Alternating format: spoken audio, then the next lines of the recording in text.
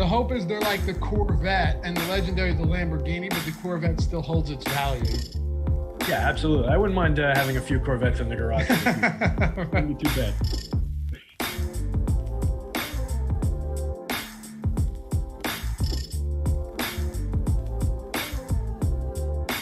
Yo, what's going on, everybody? Welcome to the Awesemo.com NBA Deeper Dive show on this wonderful Sunday evening. I'm Dave Loughran on Twitter at Laffy_D, LOUGHY_D, joined by, as always, as he will be every Sunday, I should say, Terry McBride at, is it Digital B21? Did I get that right? That's it. That's now the I'm one. remembering it. Now I'm remembering. I do everything off the dome, Terry, so it takes some time. What's going on, man? Hey, doing pretty good, man. It's a productive Sunday. I woke up. We did a quick dive into our fantasy baseball league with our old pal EMac, who's joining my long-standing dynasty league this year. And then I dove into writing the deep dive, and now I'm here on the deeper dive. So been a lot of diving today, but yeah, it's been productive. Spent a lot of time in this basketball world. If you ask my wife whether or not I had a productive day, she'd say no. Me, on the other hand, I'd say yes. DFS, betting, top shots, making gains, Terry. That's the way you got to live, right? Not bad, man. Not bad. Keeps the bill paid. Hopefully she's not asking too many questions about, how it's coming and going. Well, she wouldn't get answers anyway, so. No, I'm kidding. I tell her about it. I say, why not? Why not tell her about it? You should, if she says anything, it's like, you should be happy. Yeah, well, particularly when you get good results like you do. So yeah, it's not like, not like you're out there and, hey, baby, we got to move again, or those guys are outside again, anything like that. Right. Now, lips will be sealed when the market tanks, but of course, no one needs to know about that. Anyway. No, baby, I've been out for weeks. Right. We're happy to have you guys with us. As always, hit that thumbs up and subscribe to the channel if you haven't done so yet. It is the simplest, easiest, and of course, the freest way to help support us here at Awesemo.com on the YouTube channel and just the site in general. So if you like the content, you appreciate all this free stuff we do, it is a very simple way to help us, and we greatly appreciate it. Terry, something I ask Adam Scher all the time on our Monday through Thursday deeper dive before we dive into it. Initial takes on this slate, initial thoughts, anything jump out to you that you think is going to be kind of foundational in terms of building lineups tonight? I think there's some really interesting pieces of chalk. You get a really super chalky Michael Porter on FanDuel. He's coming in almost half the lineups overall. Comes up a ton in the optimal lineup and just, looking at our boom bust tool on both sites. On DK, he's only like 30-ish% owned, which is kind of a more intriguing spot, I think. I get a little nervous with a guy like him coming in around 50% of the time, but he's been productive and he's got the role. So it's going to be a really interesting inflection point for the entire slate, I think. I think there's some value possibility coming out of Sacramento. I think that Minnesota-New York game is pretty dead in the water outside of like a couple very specific guys. Pretty similar take on the Brooklyn and the Clippers game. I just think there's the four big stars. You can put them in your lineup fine, but there's not much else on either side of that one. And none of those guys jump out to me. They're all just priced for who they are. So just, some super quick takes on, looking across the field. All right, well, let's dive into it. We've got OKC and Cleveland first up on the list. Oklahoma City Thunder finally getting healthy, Terry, and that's kind of important, but it also makes them far less appealing from a DFS standpoint. Laying 2.5 on the road against Cleveland, who, while OKC is getting healthy, Cleveland continues to suffer more injuries and, more just players not playing, as in Andre Drummond, who will not be playing at any time in the near future, along with Kevin Love remains out. Larry Nance is out. Even Taurean Prince is out. So they're dealing with a lot, but let's dive into OKC first. SGA made me some good money today, and maybe he can make us some money today on DraftKings and FanDuel as well. Is his price too high, or can you get there against this Cleveland squad? No, I think we can get there. I mean, he is the guy that stood out to me for both sites. I think there's a little bit more depth to the team on the DraftKings side of things, where you can move pieces around and the prices are a little bit more appropriate. On FanDuel, everybody else is kind of priced up to where they were without SGA on the court. So you get a little bit too much on Horford, where you're only getting one center. You get a little bit too much for 6,100 at the power forward, where I think there are better options on Beasley. And then a guy like Diallo just kind of falls off the board completely, not getting nearly the rung of minutes. So for me, it's really all about SGA if I'm going to anybody on this team. And I think we can. I think we can get there. I was running a crunch before, just see how much I got to him. Yeah, he came up my third highest shooting guard in this crunch across 500 lineups. I got to him like 26% of the time, which is about what I would expect. And that is slightly ahead of the field. So through my process, I would hope he's coming up a decent amount of the time in the optimal for Alex. So I would hope that would boost him up through my process. Not maybe double the field, but maybe 1.5x field, something like that. I would be pretty comfortable there on FanDuel. He's a little bit more appropriately owned, I'll say, on DK. So I'm not sure if I'd go quite as wild. He's more expensive, so it would be, relatively, it's a bigger salary jump. You do get him at point guard and shooting guard there, so he's playable, definitely in the rotation of guys I'm moving around, but he's a little bit less shiny over there. Okay, so when you look at Cleveland, I think it's time for us to kind of get into the weeds here a little bit, because the Andre Drummond news, we now have a small sample, but a sample nonetheless on this Cleveland team with Andre Drummond off the floor. So Terry, without Love, without Nance, and of course Love's been out most of the season, but just pointing out that he still is not ready to return. Neither is Larry Nance, neither is Prince, and Drummond won't play. So the three key players to start the season in this front court, in Drummond, Nance, and Kevin Love, are all out. But in that trade, in that multi-team Harden trade, Jarrett Allen came over. He is $7,100 on DraftKings. On FanDuel, Jarrett Allen is $7,400. There's no better place to start, than right there. Yeah, for sure. And he's productive when he's playing without Drummond. He's up to, he goes from a 1.16 fantasy point per minute across the full season, so including time in Brooklyn, to a 1.25, which is a pretty significant jump at the price. He's only 7,100 on DK, 7,400 on FanDuel. I think he's very much in play. I think we can get to him on both sites. I like JaVale McGee based on Alex's numbers, and I haven't put together a lot of my specific data. I've just been working off of Alex's stuff. Best player in the world. It's easy to do. He's popping a little bit more on the FanDuel side of things as a power forward for only 3,600. So if we're talking about that front court, he's an option for me. They're a little bit less that way on DK. You only get a little bit of leverage by doing that on DK, where they play the same position. So I like Jarrett Allen better on DraftKings, but I do like him on both sites. I think we can get to him. He's not my top center or in my top couple on FanDuel, but I would definitely have some shares of him across FanDuel. I think he's productive enough in this situation, in this opportunity. No Andre Drummond in there. So yeah, we can get to him. I'd like to see some more rebounding out of him. That would be if the rebounding went up a little bit in this situation, we could see a nicer fantasy score. No doubt. Is there anyone else in the front court though that might warrant some attention today, given all the absences for the Cavs? I mean, nobody really jumps to mind outside of JaVale, who I was just going through. I think on DK, he's in play as a rotation piece at 3,800 as a center. You can put him alongside some of the other centers, get a super cheap value play in there in your util position, and then do some good things with that money in other spots. And then as a power forward on FanDuel, I think he's very relevant. He comes up a good amount of the time in Alex's simulations in the optimal lineup, and you're getting a 34% boom score probability on a $3,600 guy. He doesn't have to do a lot, and JaVale's a productive guy, 1.27 fantasy points per minute in normal usage, which jumps to 1.32 in all situations across the year without Andre Drummond in the lineup. So you can squeeze a little juice out of that. I think there's a little bit of run there for JaVale tonight. Okay, so when it comes to Colin Sexton and Darius Garland, they're vastly different prices here. Garland hasn't been producing well, but I mentioned to Josh today on the strategy show, check it out every single day of the week, 10 a.m. Eastern time. Terry, check this out. This is the last 9 games for the Cleveland Cavaliers. Clippers, Bucks, Suns, who are playing phenomenal basketball, Denver, Portland, Clippers, Denver.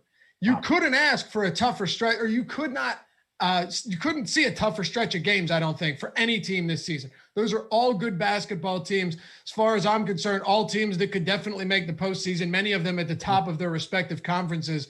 It's been really tough. So when I look at Garland's recent performance, I'm less concerned about what he's done and more concerned about his minutes. And I'm seeing a guy that JB Bickerstaff is going to give 35 plus minutes, even if they're down by 20 late in the fourth quarter.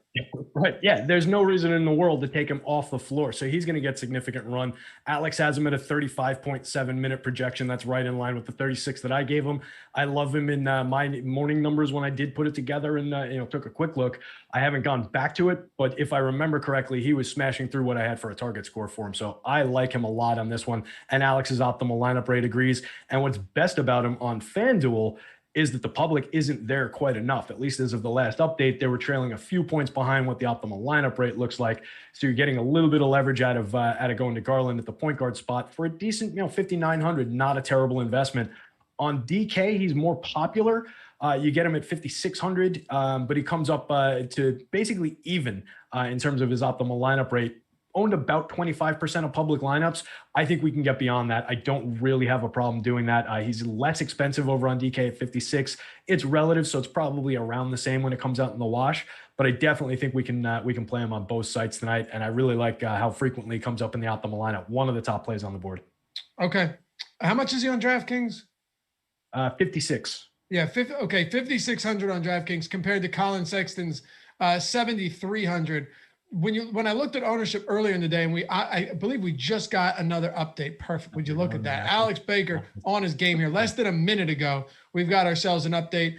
Check all of our ownership, player projections, everything. Top stack tool, boom bust, lineup builder for those of you playing single, 3 max, you name it, and the Fantasy Cruncher add-on, all of our premium articles, everything at awesemo.com/join, built by the #1 ranked DFS player in the world. And if you do decide to join, be sure to join our Slack chat as well, where we have office hours with all of the pros taking your questions every single day, a more intimate situation where you can actually get down to the nuts and bolts of everything and ask real questions and not just one and get an answer fired back off at you and then it's over. So Slack chat, great community, also office hours, and any type of subscription you'd like, from weekly to monthly to annually to one sport to all of the sports. Check it out, awesemo.com/join.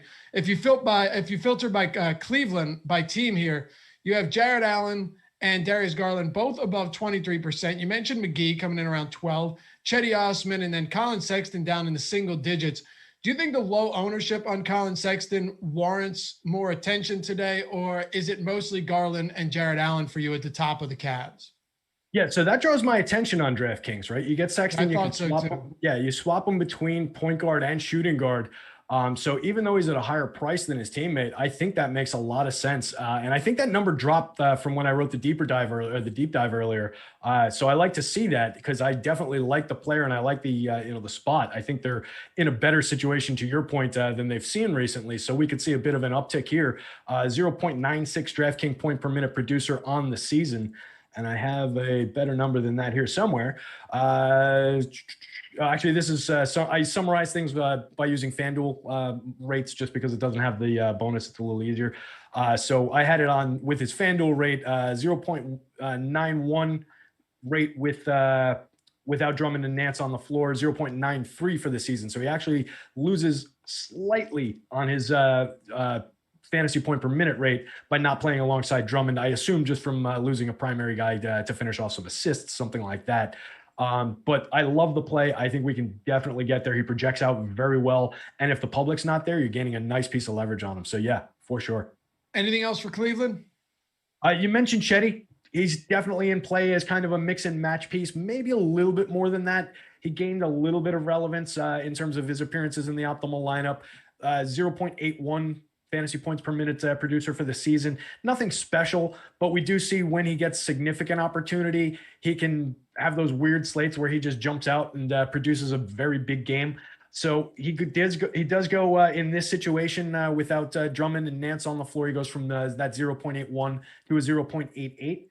It's a bit of an uptick. He needs a lot of minutes to get there, I think. So it's not somebody I'm going out of my way for, but it's not something I would totally disqualify by any means. All right. Let's talk about Minnesota and the New York Knicks. The New York Knicks, man, slowest pace in the league by a wide margin. And we kind of dig into the numbers a lot on the strategy show because we're not up against any type of time. And it turns out that Mitchell Robinson actually doesn't make a huge difference defensively. At least he hasn't this season. Their defensive rating goes from maybe 106 to I think 108 with him off the floor. That is all to say that they play at the slowest pace in the league. They have the top 5 defensive rating and a bottom 5 offensive rating. I think you could say that New York, given the current structure of this team and how they've played in pace, defense, and offense, makes for the worst fantasy matchup for opponents of any team in the league. Yeah, that is very much how I described them in the deep dive, and 100% accurate. That is what they are. I think Tibbs would love to be coaching this team or a much better Knicks team in like the 1990s when he kind of came up in that time period. The Jeff Van Gundy teams in the late 90s, early 2000s, where games were played in the 70s and things were slow and defensive oriented. This team is just not full of assets. Really, on most slates, the only guy we're talking about with any frequency is Julius Randle. And I think that holds up here on both sites. Basically, everybody else, you can get a little bit of value out of Nerlens Noel, maybe. But something that I picked up on in the New York rags was they're starting to talk about, and I don't think it'll come here just because Karl Anthony Towns on the other side is not the spot to do it. But the Knicks are apparently considering running Randall as a small ball 5 and starting Obi Toppin alongside him. I like it. Sometime in the future. So you like it? Would you do it against Karl Anthony Towns? No, I wouldn't. But what's their alternative? Nerlens Noel, right? Nerlens Noel, exactly. And Nerlens Noel's not a bad defender, but he can't handle bigger centers that can get to the rim, that actually play with the ball in their hands. I think you're probably in trouble regardless against Karl Anthony Towns, against an Embiid type, right? So I'm not sure how much of a difference it really makes, but in all seriousness, I would almost think that Julius Randle's overall size might actually be better than someone like Nerlens Noel. My wife and I went to a Sixers game against the Utah Jazz back years ago, and DraftKings had given me floor seats back when the Sixers were terrible, right? Just awful. Nerlens Noel was their starting center, and I still remember we were sitting first row on the floor right behind the basket, and I took a picture of Gobert and everyone out there, and I looked at it later, and I saw Nerlens Noel's ankles, and they're the size of your wrist, Terry. So Julius Randle being a huskier dude might actually be a better solution. Of course, the height disadvantage doesn't help. But again, I'm not sure anything helps them against Cat. And that's the ultimate point. I think Cat could have dominant upside. He doesn't jump out as a fantasy play, not to get too far ahead of ourselves on that side, but I think there is upside there. And centers can kind of habitually dominate the Knicks, just anecdotally. So I definitely think he's in line for that. And you're right, that actually, I wasn't thinking about it in terms of that. I was thinking more, vertical size and just, general body. But yeah, if they just throw bulk at Randall with him with Randall at the 5, then maybe it does make sense. I'm not saying go out there and now we're rostering Obi Toppin by any means. If he jumps to like a 26-minute projection somehow at 3,500, maybe he gains relevance. But what I do think it does is maybe take Nerlens Noel down, particularly on FanDuel, where he was kind of a relevant play for value, 35.2 boom score probability in Alex's latest numbers with a 28-minute projection. If that's just like 22 or even lower, he's off the board. So that was the one concern and the reason I brought it up. Everybody else on this team, you're talking about mix and match options at best. I think you can squeeze a little bit of leverage maybe out of Elf Payton. But if he's not having a game, they very quickly are going to go to Derrick Rose. They're very quickly going to go to Emmanuel Quickley. They've been playing those two guys as a unit in the second unit with Quickley at the 2 and Derrick Rose at the point. And Tibbs likes that, and that's kind of how he wants to deploy Rose, bring him out in the second unit and then let him close games. But a lot of that could impact Elf Payton's minutes really quickly if he's not going well. Based on the numbers in the boom bust as of right now, I think he's a little bit of a leverage play in GPPs without all that much upside. All right.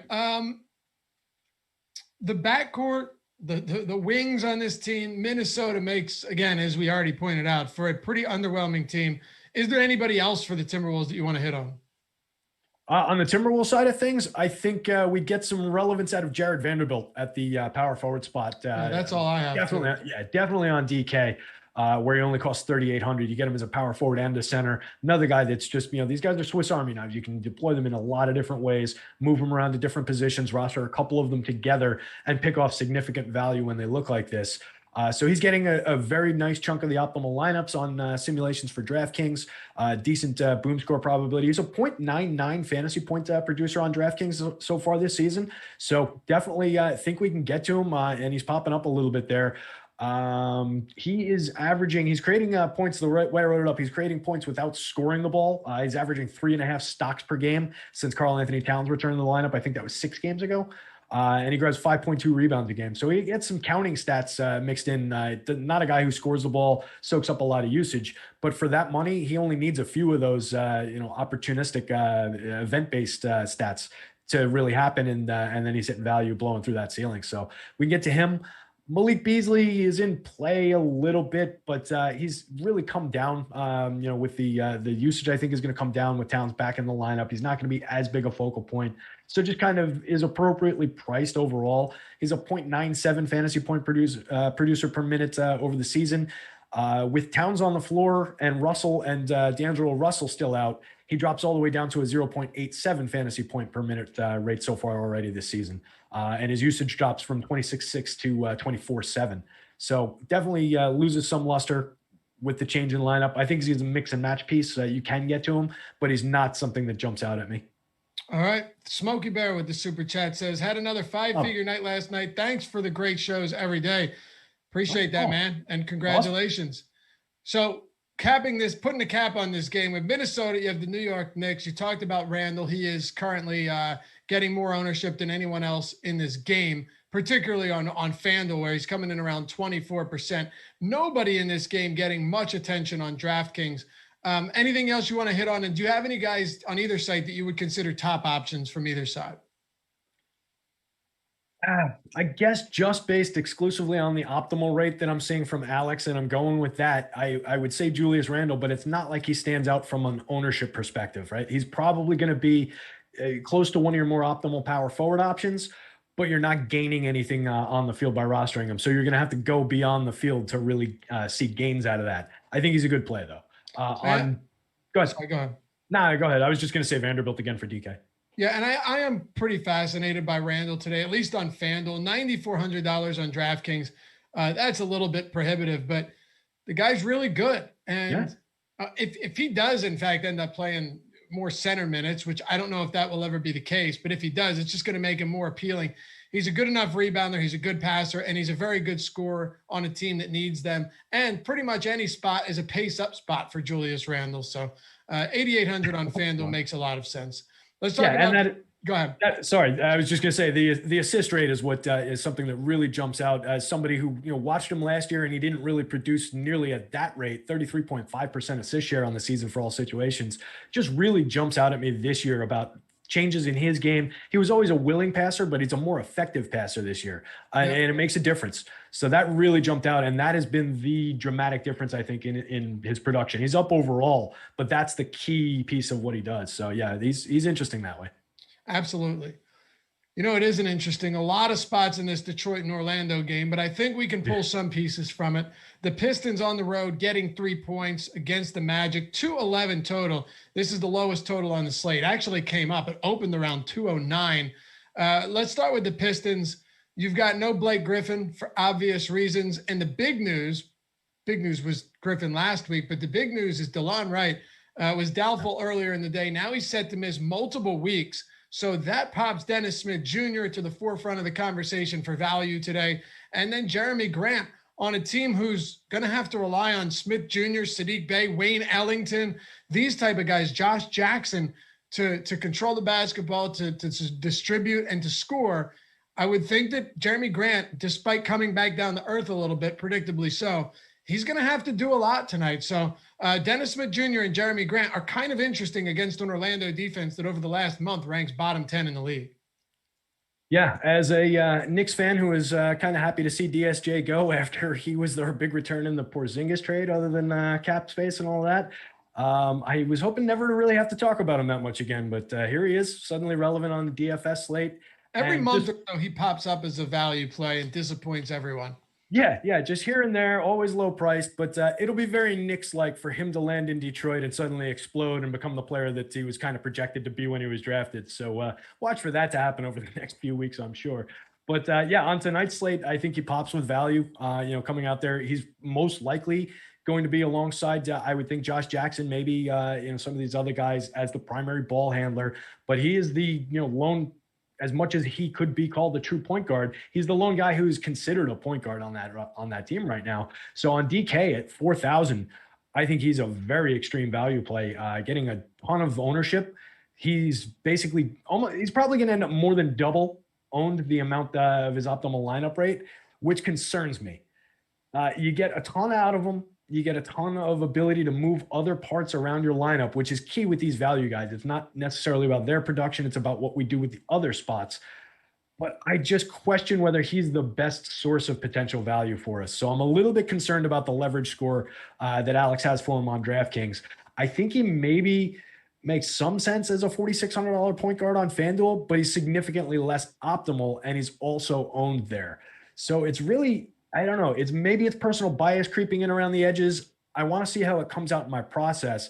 He definitely looks like he's going to have the opportunity. 0.89 fantasy point per minute producer last year, 0.86 in his limited opportunity this year. He can get it done. He doesn't have to do a lot for that salary on either site. I just worry about it. I just question it a little bit. I like a play like Josh Jackson as a shooting guard a little bit better, and it seems like the public doesn't. That's more FanDuel focused. On DK, the salary's significantly higher for Jackson. You get him as a shooting guard or a small forward, but he's 5,800 as opposed to the 51 that you're paying on FanDuel at shooting guard. So that's a dramatic difference site to site. So the public won't be on him on DK either, but that's a little bit more understandable. You're not gaining a lot of ground there. So it's an interesting split decision as far as that goes. I think my favorite spot out of those two would be Josh Jackson on FanDuel.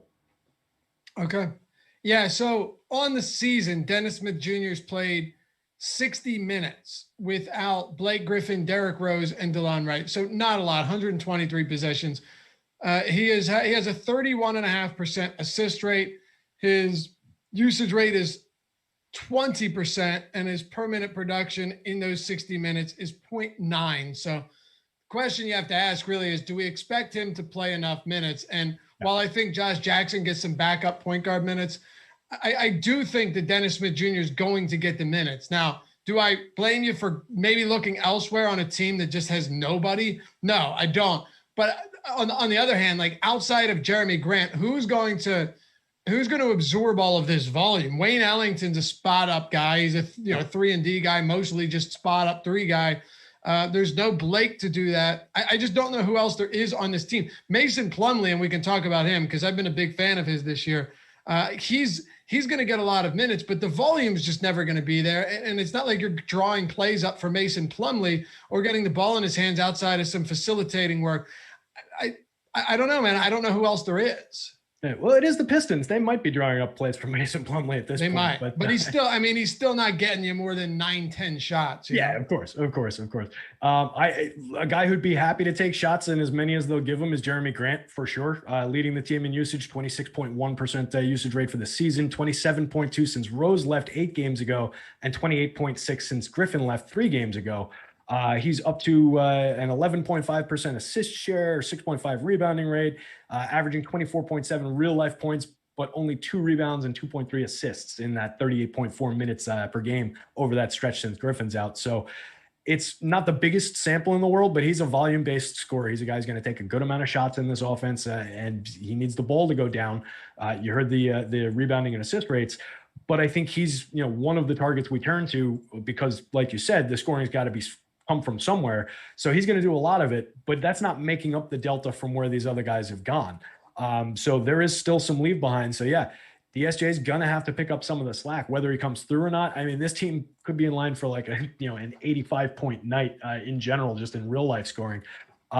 Jackson was interesting in terms of that same sample that you read off for DSJ in 112 minutes in that situation without Rose, Wright, Hayes, or Griffin on the floor. Jackson's seen a 30.9% usage rate, and his fantasy point per minute rate jumps from 0.98 to 1.19. So I think that's kind of interesting for the money. But again, it's Josh Jackson. We're not getting a dramatic player for our investment there. Sadiq Bey is maybe drawing some attention. 5,300 though, 5,500. I think he's appropriately priced. It's not like he jumps out at me in terms of Alex's boom score or anything like that. You mentioned Wayne Ellington, spot up shooter. He's super cheap, but he's a mix and match option. If you're even getting to him as a mix and match option, there's just not a lot on this team. There's really not. On the other side of the team, and by the way, I do like Jeremy Grant. I do like Dennis Smith Jr., just so we're clear. And I like Mason Plumlee too. I think the thing about Plumlee is he's at a center position, and you have some really good centers on the slate tonight. Giannis is eligible there on DraftKings. You can play him at power forward, but Embiid, Jokic, Nikola Vucevic, there are a lot of them. Some of them not getting a ton of ownership. We'll talk about Vuce in a second, but with Plumlee, he's going to give you, if it's close, potentially 35 plus minutes, 33 at least. He is a skilled passer. He is a triple-double threat. I know it sounds crazy, but he actually is, especially now that you have no DeLon Wright. I think you could get a 40-50 fantasy point game again out of Mason Plumlee today against a soft Orlando front court. I wouldn't sleep on him. Yeah, he's in play. Definitely, I consider him like a mix and match level based on just looking at the optimal lineup rate. But if you look at the boom score probability, which is telling about, his potential upside at price on FanDuel in particular, over 20% is generally a very favorable boom score probability in Alex's numbers. And we've seen the kid produce. He's only 6,800 over there. It's just the matter of only being able to roster one center and having better options, like you said. But he is 1.03 fantasy points per minute on the year, 18.2% usage since the departure of Rose and Blake Griffin, 12.7 real life points with a 45.8% rebounding share and a 33.9% assist percentage. So he's a center that can distribute the ball as well. That's in the 3 games since Blake's gone. So it's a small sample, but he's a willing passer, great rebounder. So yeah, he could put up the triple double very unexpectedly. Like you said, it might not be like a 25 points and, double digits in the other categories, but he's going to have, he's got a decent shot at putting up a small triple double for sure. All right. Yeah, I don't expect a 30. Triple double is a weird thing. Yeah, I don't expect like a 30, 15, and 12, but right. Yeah. 15, 10, and 10. We saw it happen before. It's possible, especially given that they just continue to get decimated by injuries and guys just deciding not to play. What about Orlando? We can start with Nikola Vucevic coming off of a monster game that was overshadowed by Joel Embiid's 91 DraftKings points performance, but a huge triple-double for Vuce last time out in that home win against the Warriors. Yeah, I was on the Vuce side of that one too. I was on a show that day. I think it was live before lock that day, and I wasn't staunchly against Embiid by any means. I said to have some of them, and I had some of them. But I think Josh said on the strategy show you guys did this morning that he was like 40%. I think I was like half that and significantly higher on Vuce. Checked it like halfway through. All right, we're going to get through this. And then checked it later on, and I was wondering what the hell happened until I spotted that 90-some-odd point performance out of Embiid. And that explained a lot about my night. Both monstrous games, though. Both centers in play again tonight. Love the looks of Vuce here. Not a lot has changed about the situation without Aaron Gordon in this offense. He's just the focal point in the front court. Let's see, 1.38 fantasy points per minute for the season, jumps to 1.44 in the games without Gordon. That's without Gordon, Markelle Fultz, and Cole Anthony, all of whom are going to be out again, of course. So he's just one of the top options on the slate. I think we can get a monster game out of him again. I don't know that the field is going to be there enough. They're close. It's drawn a little bit closer since earlier in the day, but it's still a little bit under. So anytime a guy is appearing in frequent optimal lineups, anytime he's got significant upside, all the right role parts of the story are there, and he's produced all along, and he still hasn't really seen his price jump, I think we can get to him again. I like it better on FanDuel because he's still under 10K. 10-3 on DK, though, I think we can still get to him and rotate him around, and that's keeping the public off him a little bit more. So I like him where he's less popular. What about the rest of Orlando? If you hit on him, apologies. I was reading some questions in chat. No. You've got MCW, who's actually garnering a little bit of attention over on DraftKings, around 13% using our Awesemo ownership projections, but 40% almost on FanDuel. And then it tapers off outside of Vuce, who's getting a little bit of love on FanDuel, single digits on DraftKings, Evan Fournier a little bit, but these are all basically secondary options outside of MCW, who's getting a ton of love on FanDuel right now. Yeah, that would have been my next spot to jump to if I needed to grab something to talk about. That's the exact right place to go to.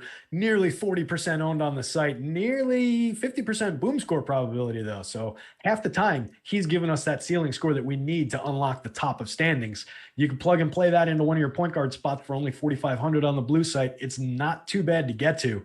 Coming up a decent amount of the time in the optimal lineup. The thing we worry about is 0.99 fantasy point per minute producer last year down to 0.77 this year. That's a big drop off. It was, limited minutes to start the season, and everything's just kind of rotated around. So he's the next man up, and he's the guy doing it. But in this situation, he is, let's see, his rate climbs to with Cole Anthony and Fultz out of the picture. His rate does climb up to 0.85 points per minute, which is a pretty decent way back from 0.77 toward the 0.99 that he was at last year. And I think he's climbing still. So I think there's still some upside to get to. Decent 25.8% assist share. So I think he's very much in play. He could easily produce that. The thing is, we're just going to be right with the field on him unless we have a gigantic share of them. So it just comes down to how you play the game. If you're a GPP player, are you entering a ton of lineups, 150 lineups? And if so, are you comfortable with 65, 70% Michael Carter-Williams in your lineups?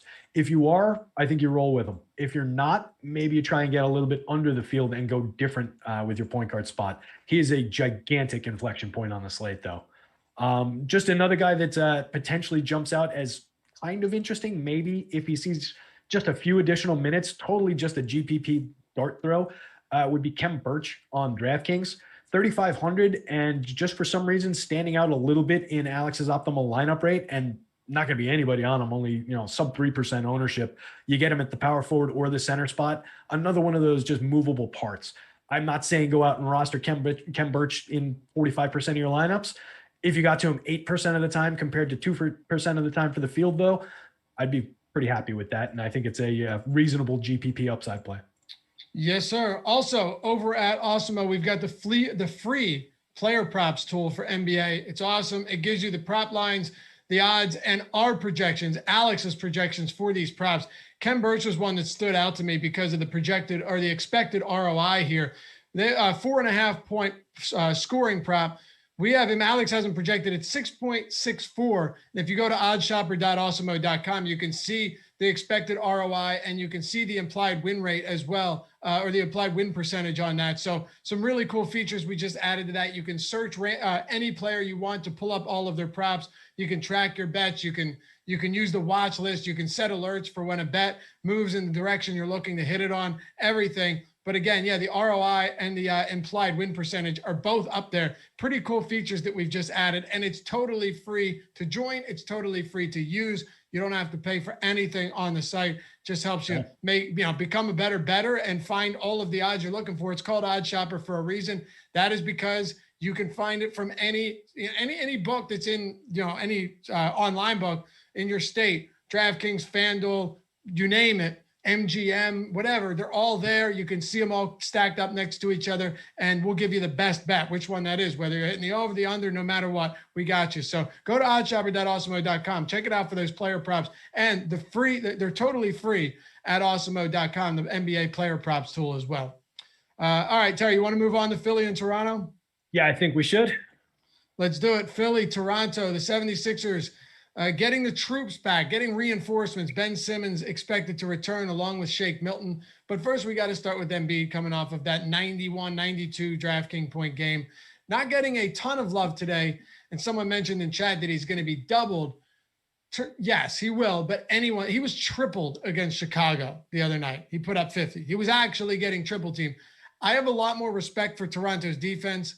And I'm not nearly as high on Joel Embiid as I have been in previous days. But I'm not too worried about him ever. If getting doubled is your biggest concern, it shouldn't be, because he's knocking down mid-range jump shots at like 60% or something absurd. So what are you doing with the Sixers? Yeah, when you're starting to get into discussions like that, it's something I like to talk about, just getting bias and getting opinion out of your process as much as possible. And when you've got a guy who's a 1.63 fantasy point producer for the year, 1.52 last year, so he's better than he was last year. Yeah, he's priced up and everything. But when you start talking about, maybe they'll throw 3 guys at him. Yeah, maybe they'll throw the entire team at him and leave everybody else open. Like, eventually you're just talking yourself out of what looks like, a reasonably good play. He's not jumping off the page good today, but we know there's upside in Joel Embiid. So he's coming up with a pretty massive boom score opportunity, which is what I look at for a play like him. When you're going up to the top of the board, I think that's important to look at. If he's got that much upside from a salary that's 11,000 on FanDuel, 10.9 on DK, I don't mind going there, even if some of the other numbers are a little bit less, lustrous, a little bit less shiny. I do think he comes down a little bit in terms of optimal lineup rate, just because of the other center options that we've got on this site. And then some of the other productivity numbers can be impacted by the fact that everybody's coming back. They're a little bit healthier than they've been in recent games, but you're still talking about one of the best per minute producers in the league in all situations. So I have no problem getting to Embiid. It's not a spot where I'll go out of my way for him, but I think if you get him, I'm happy to get him, and I wouldn't mind being over the field just given the gargantuan upside. I'm with you. Ben Simmons has averaged like 10 turnovers against Toronto over the last few years. That's an exaggeration, but somebody look it up. I forget exactly what it is. It's got to be 7 turnovers per game against this team. You can include, even if you include that postseason matchup, it's crazy. All of that is to say, though, that I just don't really have much interest in the rest of Philly today. Ben Simmons priced up coming off of that huge game against Utah with Joel Embiid sideline. Harris has been good, and I never have a problem playing someone that's good because you might get a strong game from them. But and Shake Milton's minutes are going to be limited. All in all, though, this is just not a Philly team outside of some Joel Embiid at low ownership that I'm very interested in. Maybe you have something different. Yeah, no, very much the same. Nobody's going to be over-owned, which is the one thing that can be said. So you can kind of swap all of these parts around, but none of them are coming up, incredibly optimal. Like you said, I don't mind ever getting Tobias Harris. He's a guy who I think is, I agree. He's a good player. His rates are up this year. His fantasy production is up this year, 1.10 FanDuel points per minute on the season. So I don't mind getting into him, but he's appropriately priced. Ben Simmons is appropriately, if not maybe a little high priced on FanDuel at 9,600. Probably the same thing on DK where he's 92. You get him point guard and small forward over there, but they're all just kind of mix and match guys. Same thing with like the value end, the Danny Greens of the world, the Seth Currys of the world. Nothing really jumps out. I don't mind getting some shares of Seth Curry at 4,000 on FanDuel. 5,300 is maybe a bit too big of an ask on DK. Outside of that, though, but I'd be talking about, well under 10% of my lineups. I don't want him beyond the field really. What about on the Toronto side with Kyle Lowry? Doubtful. I don't think he's been actually confirmed out yet. So, I'm sorry. Yes, he is. Yes, he is. He's confirmed out. My fault. That was pretty recently, I think. I just missed it. Okay, so Kyle Lowry is out. Sorry about that. No Kyle Lowry. We didn't expect. He was doubtful anyway. Yeah. Fred VanVleet. Yeah, I think Fred VanVleet has rubbed people the wrong way a little bit lately. But with Lowry off the floor, he's still almost a 1.2 fantasy point per minute guy. Usage rate right below 30, around the 29%. Assist rate above 30%. These are very solid numbers. And as I said to Josh this morning on the strategy show, the Sixers are a good defense, but they've coughed up some monster games to opposing ball-dominant guards. And I think you could see Fred VanVleet be that guy today, coming off a 4 for 20 shooting game, but he's still jacked up 20 shots. There's a lot to like from VanVleet. I'm not too concerned about this matchup. What are you doing with Toronto from top to bottom? Yeah, it's all about the top 2 guys for me on both sites, and maybe some shares of Chris Boucher, and then not that much else. The rest of the team ranks out kind of flat, kind of the same thing I said for the other side of this game, where you've got a few movable parts, a few value guys, but nobody really jumping out at you. Like DeAndre Bembry for the minimum on FanDuel, if you wanted to get a couple shares of him as a potential upside play, only projected for 22 minutes. Fine, but not that much. He's not projected for much, not very likely to go off for you. It's the same thing as with the other value plays. It's all about VanVleet, Siakam, and then a little bit of Boucher for me on this team on both sites. And I think VanVleet's my favorite play on out of those 3 on both sites. I think the upside is definitely there. I think he's probably maybe a little bit cheap at 8,000 on FanDuel. 8,200 is probably appropriate-ish on DK, but the public's not going to be on him quite enough on DraftKings. I like the upside on the ownership. You can get to, you can double up the field without going completely wild on him on DraftKings and still be all right. And you get him as a potential to move between point guard and shooting guard. So another guy, a lot of flexibility, lets you build in a lot of different paths with the same guys in your lineup to get to different pieces with the same core of guys. So really like what he can do there. Siakam is very much in play as well. Just taking a look. Siakam is 1.12 fantasy points per minute through the season. It dips to 1.10 when he's without Kyle Lowry, but I don't think that's a very dramatic difference. 20.4 real life points on 24.6. I'm sorry, that's not his usage. 20.4 real life points with a 24.6 rebounding rate and 24.5 assist share through the season in 35.9 minutes. He's a guy who puts up points in different ways for us. A quality piece of the offense. I think he's priced relatively okay. You're getting him for 8,900 on FanDuel where he's a small forward. I like it better on DraftKings where you're getting him for 79 and you can move him between power forward and center. He comes up more optimal over there. He's going to be more popular over there. You get a little bit better leverage score where you're paying up for him as a small forward on FanDuel. So he's a different play site to site, but I think I like it better where you're getting to him for 1,000 less over on DK. Chris Boucher is, of course, a wild card every night. I think this could be a little bit troublesome for him today because where do you play him if Nick Nurse decides to give Aaron Baines more minutes against Joel Embiid? They could just decide to throw a bunch of bodies at him and say, all right, Danny Green, Seth Curry, and Tobias Harris have to beat us. That's possible. But in the event that Baines is out there more, in a bigger lineup with Siakam at the 4, Baines at the 5, and he gets more minutes than he usually does, which I think is totally possible and might actually make him a somewhat tolerable tournament option at nearly minimum salary. What happens to Chris Boucher? So once again, a total wild card. Maybe Baines gets in foul trouble and Chris Boucher ends up getting a lot of additional run off the bench. Maybe Baines gets in foul trouble and Boucher doesn't get run on the bench because Nick Nurse feels more comfortable with Siakam at the 5. There's a lot of different ways this can go, but he is below 6K and he is a 1.25 fantasy point per minute guy with Lowry off the court this season. Yeah, and somebody who's very relevant on the board for those reasons. He's, let's see, we've got him for a 28-minute projection tonight. He's a 1.2, to your point, 1.27, 1.25 points per minute guy. He comes up in the optimal lineup a decent amount of the time. And he's a 1.30 producer without Lowry in the game. The big question mark, I'm reading and saying the wrong words as they pop up in front of my eyes in that sentence. The big question mark is his minute share. We don't know exactly, and that's been the question mark with him all season long. We don't know exactly what's going to happen with that front court situation. I do think it's interesting that, yeah, maybe it actually results in, if they do throw Baines at Embiid, him getting into foul trouble too quickly and actually seeing more minutes for Boucher. But like you said, that could also just eat up his minutes. So it's a really tenuous spot. I just am trusting Alex's projection for the minute share right now. So going into lock, I'm hoping we get maybe a little bit of news on that. But based on where Alex has him for 6,500 at the power forward spot on FanDuel, I think he's under. It might make sense to maybe, if you're going to roster him in a good amount of lineups, maybe grab a few shares of lineups with Baines in them, just build in that value and build in that protection. If he suddenly gets run, thrusts himself into relevance for 4,000 on FanDuel, 3,200 on DK, probably a lot more appealing for that kind of a play.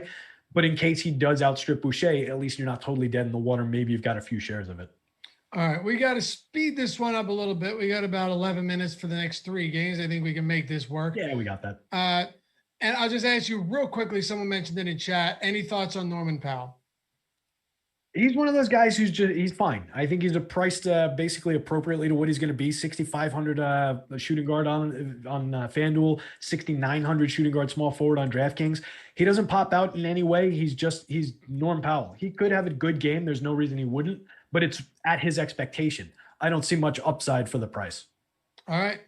3 to go here. This next one's a little interesting. Denver and Atlanta. Before we do, hit that thumbs up if you haven't yet and subscribe to the channel. We appreciate all of you for hanging out with us on a Sunday night. And be sure to stick around live before lock. Coming up after this, EMac and Eric Linquist taking you all the way up till 7 Eastern lock.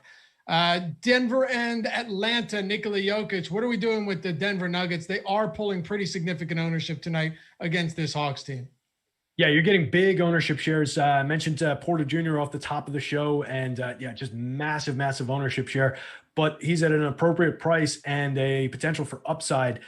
We've seen him playing without Gary Harris, getting starters minutes. I think there's still upside there. So for the price, it's going to come down to process for me. There's almost 50% of the people on FanDuel, almost 40% of the, just over 30% of the people on DraftKings getting to him. So he's going to be in a lot of lineups. Major inflection point for the site. if I can find different options that work in terms of not getting me too far astray from the optimal lineup construction, if there's a good small forward option, and I don't think there is, who slots in with similar rates in terms of boom score upside, I could get there. And I could change things up, but I don't think there is. I think he's just the best play on the board. Nikola Jokic is always the best play on the board at the center spot if you can afford him. I don't think there's any real argument with that, particularly in this matchup. He just looks like a potentially dominant play tonight. So I can absolutely pay up to get to him. We're definitely paying through the nose to get him, but he's a 1.59 fantasy point per minute guy so far this season, 35.2% rebounding percentage, 41.6% assist rate from the center spot. Just dominant. 29% usage, 27 point real life scoring average. Love the player, love the play. So I can definitely build him in, particularly where we're only getting one center. Even with some ownership on FanDuel, it's drawing right about even in terms of leverage, so I can get beyond that. And then on DK, same story, basically about even, owned a little bit less for 10.8 over on DK as opposed to 10.6 on FanDuel. All right. Any additional thoughts on the Nuggets? You can throw some Will Barton in there for value if you wanted to. There's a little bit of upside that you can squeeze, but he's getting owned. The field's with him. 5,200 on both sites at the small forward spot. He's kind of a little bit better than a mix and match piece, I would say. He would be at like the top end of those movable pieces in that salary tier. Facundo Campazzo, I guess if you wanted to roster him as a $4,200 value play and hope that he cracks like the 30-minute mark.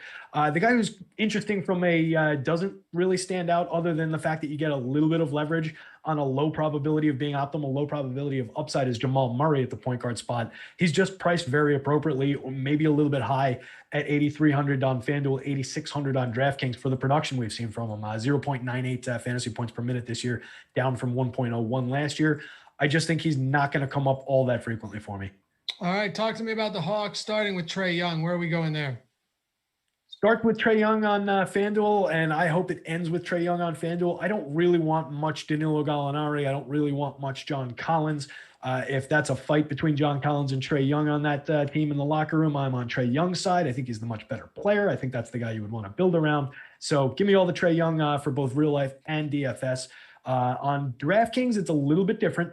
Collins comes up significantly more optimal over there, but I still like the upside of Trae if you've got the money to spend, just from a raw point projection perspective, and from the fact that I think he's under-owned at just 8%, regardless of the optimal lineup rate.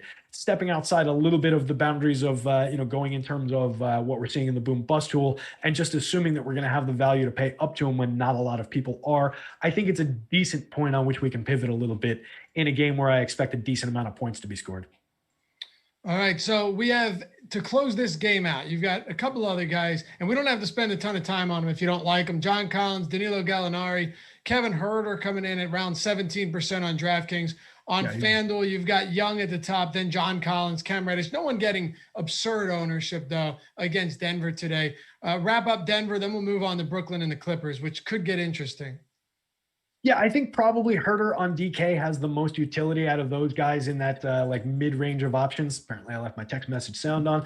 So I don't mind getting to some shares of Kevin Huerter over there where he costs 5,100. You can move him between shooting guard and small forward. Decent producer, 0.77 fantasy points per minute. Might be a little higher as I scroll over. Yeah, 0.79 on DK. But the field's going to be right there. You're not gaining a lot of ground on the field in terms of how much they're rostering them, unless you get to a significant share. So do we want to be 25, 30% Kevin Huerter invested on this slate? I'm not sure if there's not better places to spend our money. I would have some of them, but I think it might make sense to duck under the field a little bit, just given how optimal he looks. But I do think he's in play over there. All right, Brooklyn on the road, 7-point dogs against the Clippers. They're playing well, though, lately. Brooklyn's playing pretty decent basketball, even with Kevin Durant sidelined, which he'll be out again today. On the other side, the LA Clippers will get Harden, or they do have Leonard and Paul George back. But on the Brooklyn side, despite Kevin Durant being out, there's not a lot of ownership being distributed to really any of these Brooklyn players. And I think it's for decent reason. There's a good amount of high-priced options on this slate. And more than anything, you're going to have to pay a premium for guys like James Harden. So are you getting to Brooklyn? Let me check that crunch I ran while I talk. The one that kind of stood out for me just from a pricing point of view was Kyrie's price. I think he's a little bit maybe too cheap, but he's not coming up a massive amount, which surprised me a little. I thought at 8,800, I might start seeing more shares of him. But he's only coming up across 500 lineups in that crunch that I ran before my process, 13% of the time. So 86 out of 500 lineups. That's a little less than I thought I would see him. Getting to a little bit of Harden as well. Those are two guys that pop up in some of these lineups. To your point, you're paying a lot. You're paying a premium for them, and they don't really explode onto the page when you pull up like Alex's boom bust tool or anything like that. So they're just kind of mix in play options. They're superstars for sure. Harden's at a 1.38 fantasy point per minute without Durant. Irving's at a 1.22. Irving gets more of the usage, seeing 32.4% usage rate in this situation, with Harden at quote unquote just 26.6% of the shots on the board. So they chew up more than half the usage between those two guys. And I think that knocks a lot of the other plays, the ancillary players, off the board in general. So it's really all about these two guys. And it's just a matter of, if you're at your last roster spot and you've got the 10-8 to pay for James Harden, go for it. He looks fine. He's James Harden. He's going to produce. I just think there are other ways that look probably more optimal and give you more leverage on the field. So he's a star player. I'll take him as he comes up, but I'm not going out of my way for him. Same thing with Kyrie, apparently. All right. Are you going out of your way for anything on the Clippers? No, not at all. I don't think either of the stars really pop. They're all just kind of exactly where they should be in terms of price. I don't think we squeeze any value out of this team up and down the board on either site. If you want to roster a few shares of Kawhi, great. That's fine. He probably won't disappoint you, probably deliver around his median score that we've got him projected for. Alex has him at like 27 minutes apiece, and neither one of them pop at that mark. And I think even if we bump them up to, by a couple of minutes, they're around 30 apiece. I don't think they're going to gain enough for their salaries to really gain enough relevance on this slate that we're going to need to roster them. So I won't have much. I will take what I get. And if the numbers come up in terms of minutes toward where their season averages are, 34.6 minutes for Leonard, 34 for George, that would be very different. 33.6 for George. It would be a very different story. I don't think they're going to get there though. So I don't need anybody from the Clippers really in any kind of massive shares. All right, here it is. Last game. We got a couple minutes here to make this work. Sacramento and Milwaukee. Harrison Barnes was out last game. He is questionable in this one. We're still waiting on news for Richaun Holmes as well. He remains questionable with that knee. Glenn Robinson also played 23 minutes last game, is out for this one. So they're going to be dealing with a decent amount of casualties in the event that Harrison Barnes and Holmes are out. Facing Milwaukee, already double-digit dogs. This game could get messy. Terry, we don't have a ton of time, so got to be succinct here. What are we doing with the Kings? I don't need to talk faster. I need to say less. So I think De'Aaron Fox jumps out definitely on both sites. I think he's very much in play. I think we can get to Tyrese Halliburton as well. Fox is underpriced on both sites at 7,800, 7,700. So smash him into your lineups. I think he's owned right about even with the field. I would be well over the field on De'Aaron Fox. I think we can get there with Tyrese Halliburton. I think you can play them side by side. I like Marvin Bagley a lot less than either of those guys, but I think he's definitely in play a little bit on both sites, coming up somewhat optimal and not very expensive. 5,400 on FanDuel definitely puts him in play. Not a comfortable guy for me to roster. 1.01 fantasy point per minute producer. Need a little bit more out of him than that. Wouldn't go to Buddy Hield. You can squeeze a little bit of juice for value out of Bielitsa. And then in the event that we don't have Richaun Holmes, which we're projecting him not to go, Hassan Whiteside at 4,900 becomes a very interesting piece on DraftKings, where he's coming up almost triple the optimal rate as he's getting owned right now. So very interesting piece on DK for Hassan Whiteside. And remember, anything we missed coming up next, a full hour for these guys to knock down everything for the Live Before Lock show coming up right in less than a minute. So we'll close it with this, Terry. Milwaukee Bucks, 10.5 point favorites. Giannis, Middleton, anybody else here? What are your thoughts? Giannis, Middleton all day long on both sites. Love both of them. Don't really need anybody else. If you wanted to roster a few shares of Dante DiVincenzo, maybe a couple Bobby Portises and a Brook Lopez, I don't blame you. It's fine, but they're not jumping out in any terms, in any special way. All right. So it's just Giannis for you. It's Middleton. Yep. All top about plays. Yeah, those two guys jump off the page as top plays in this game for sure. So I think we're all over those two guys and get to as much. I really like the looks of Middleton. I'm getting to as much of both of them as I can. And it is very encouraging to know that Giannis went from playing 30 minutes per game last year, around that to big minutes in competitive games, upwards of 38, and even in blowouts, you're probably getting around 32 from him. Mike Budenholzer appears to have learned his lesson to some extent.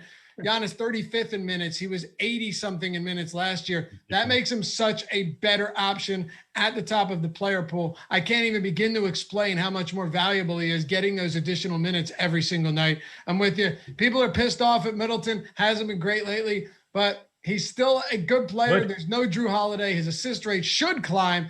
And, he's still the second best player on a very good team. And he'll probably play 10 or so minutes with Giannis off the floor as well. So, yeah, let people be pissed and grab the opportunity while they're getting off of them. There it is. Terry, good stuff. Thanks for you guys for hanging out with us as always. EMac, Eric, coming up next. It's Live Before Lock right here on the Awesemo YouTube channel.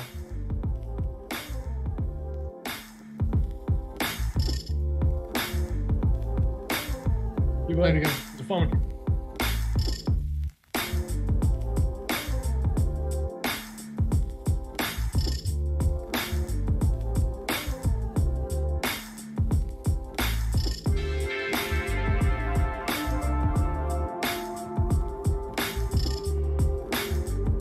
I'm not watching. I was working on notes for this show. I had to block out. I had to turn off the golf. That was for sure. Back home. Let's go. Let's do it. Well, 5 on the hands, baby.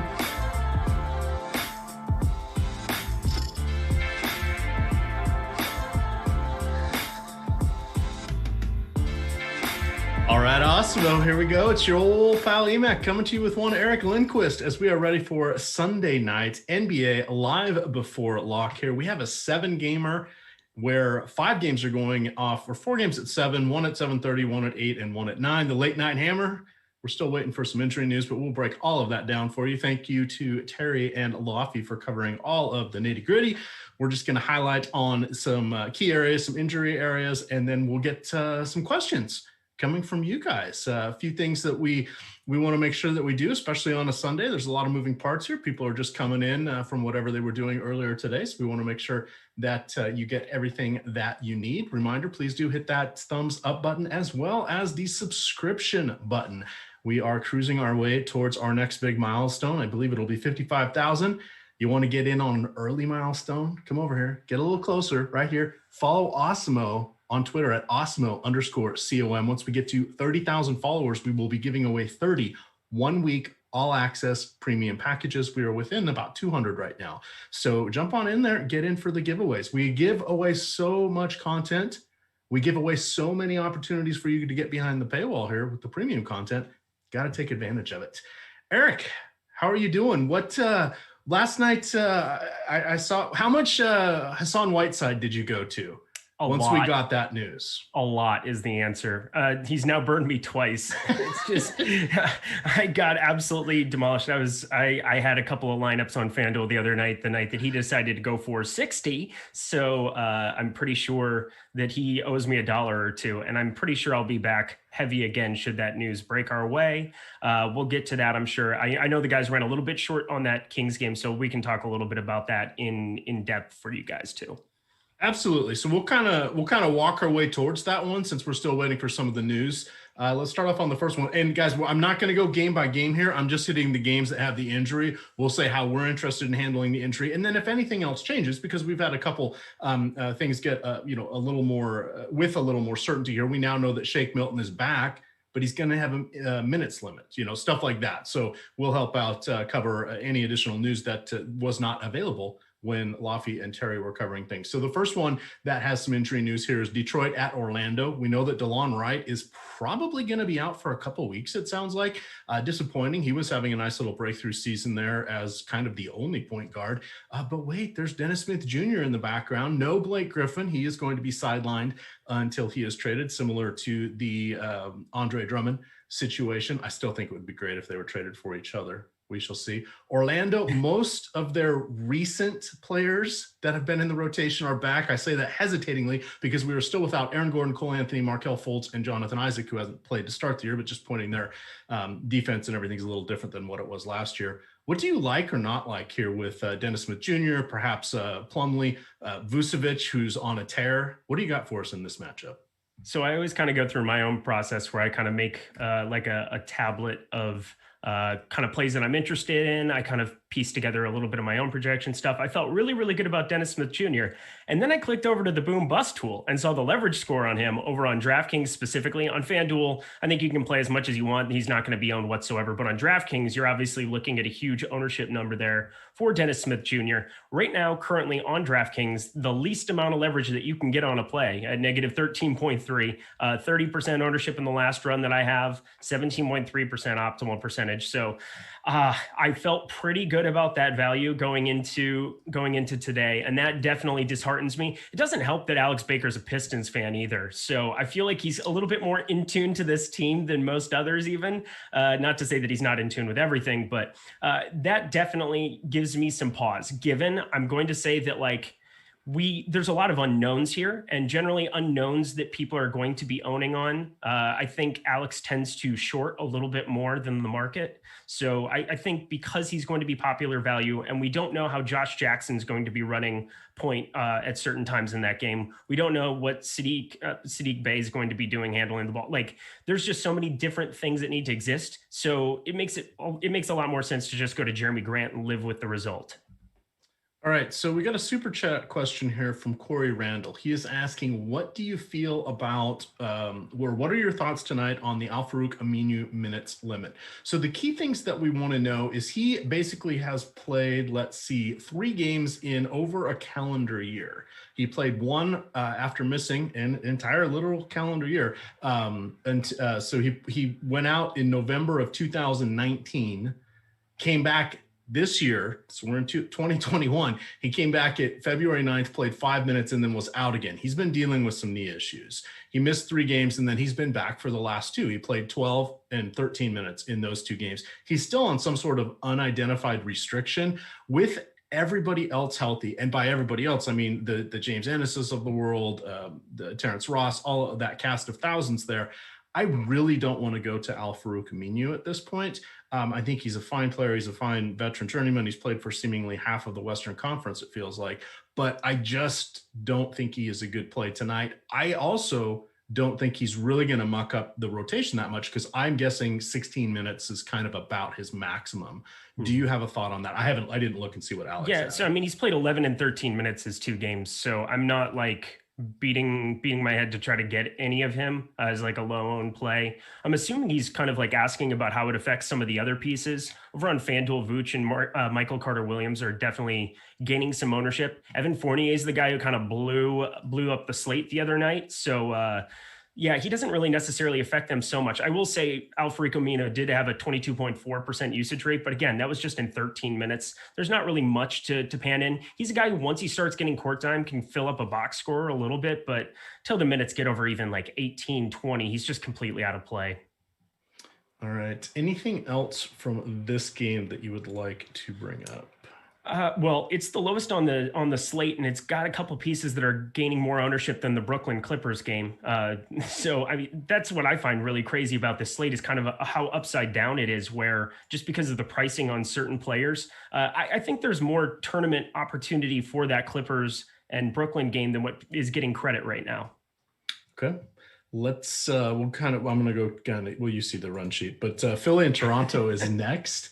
We have Toronto as 3.5 point underdogs. No Kyle Lowry, he's dealing with thumb injury. We have OG Anunoby, who is back. He played the last 2 games and was out one for rest, but he is back. You've got on the other side Ben Simmons, who missed the last game with an illness. He is back. Shake Milton returning with an ankle injury. However, he is on an undetermined minutes limit at this point. For me, of course, Fred VanVleet is kind of the guy I am going to. I like, that's of course, shocking. The alliteration. I like calling him Fred Van Elite. However, this is actually a good spot for him. His numbers don't change a lot from a fantasy perspective when Kyle Lowry is off the court, but we see what it's going to do is actually increase his safety, because he will get more usage. He will get more of an assist opportunity, even more of a rebound opportunity. He's managing career highs mostly across the board. He's playing a career high, I'm going off memory here, I think it's 36.1 minutes minutes per game. That's third or fourth in the league. Last year, we saw 3 of the 5 Toronto guys with Lowry and Siakam joining him pre-pandemic shutdown. They were 3 of the top 7 players for minutes in the league. So we're going to get a ton of minutes with him. Once we branch out from there, Pascal Siakam, I think the key with him is we want him to play more minutes at the center position, because that will afford him more rebounding opportunities. And I read an interesting fantasy related article on ESPN about that earlier today or yesterday. And it was just kind of an interesting take where they were saying if Andre Drummond goes to that team, that's actually going to really hamper the production of Pascal Siakam. File that one away in the background for you guys. Do you think he is a little fired up to go against fellow Cameroonian Joel Embiid tonight? I hope sorry, Luc Richard Amute not playing, but he was the original Cameroonian, everyone's favorite Cameroonian.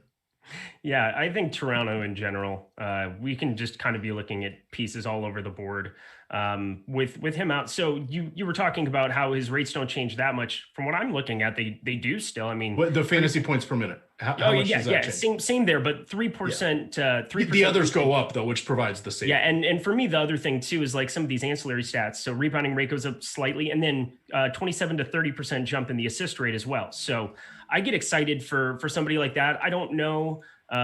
Maybe people are just like bored of playing him with Kyle Lowry out. He hasn't really had like the outlier shooting game that he had alongside Kyle Lowry that one time, but I'm still excited to get to as much as I possibly can here. I just feel like it's a fantastic spot. You're getting some savings off of a couple of the other guys over on FanDuel, specifically on DraftKings. You know, I'm happy to be paying that $8K or whatever it is over there. I'm playing a lot more over on FanDuel today, 8,200 over on DraftKings. So yeah, get to as much as you want of him. He's not going to hurt you by any means. I love the safety call on that.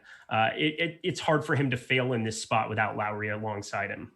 Yeah, and we always like to look for Lowry when the game's in Philly, because of course, he grew up in Philly. I believe he went to. You went to Villanova. I couldn't remember if it was Villanova or I Temple. got you. It's one of those. It's one of those former big sauce in Villanova. Oh my God, he was so good. Long time ago. 2 of the most athletic backcourt members you'll ever see, Kyle Lowry and Fred VanVleet. Let's see. Favorite center on FanDuel. This is a super chat for Swab. Ooh. He's only running a few lineups. All right. What was the super chat? Hang on. Say favorite center on FanDuel. So you can't watch Jordan. He's just going to try to distract you and make you look bad. I guess I should just. No, I wasn't looking at Jordan. He just gave me like lies. I was like, I knew he went to Villanova. He was sauce. That guy was so fun to watch. I don't know. There were some good mid or early 2000s, late 2009, 10 Villanova teams that were just really, really fun to watch. I would say if you're trying to get a little bit different, I mean, I think the chalk is obviously going to be Nikola Jokic. I will give you one other guy that I'll have a ton of. Hassan Whiteside right now is going to be my highest owned center on FanDuel. And I'm just going to kind of sit on that news and wait. And I have a couple pivots lined up if need be, if that news, if Rashawn Holmes ends up being active. But right now I'm just planning to call the last game an outlier. If he's still going to be starting, if he's still going to be in that situation, I expect that run to be a little bit more than we saw last time out. All right. I see someone asking an interesting question in chat. Will Ben Simmons lock down Fred VanVleet tonight?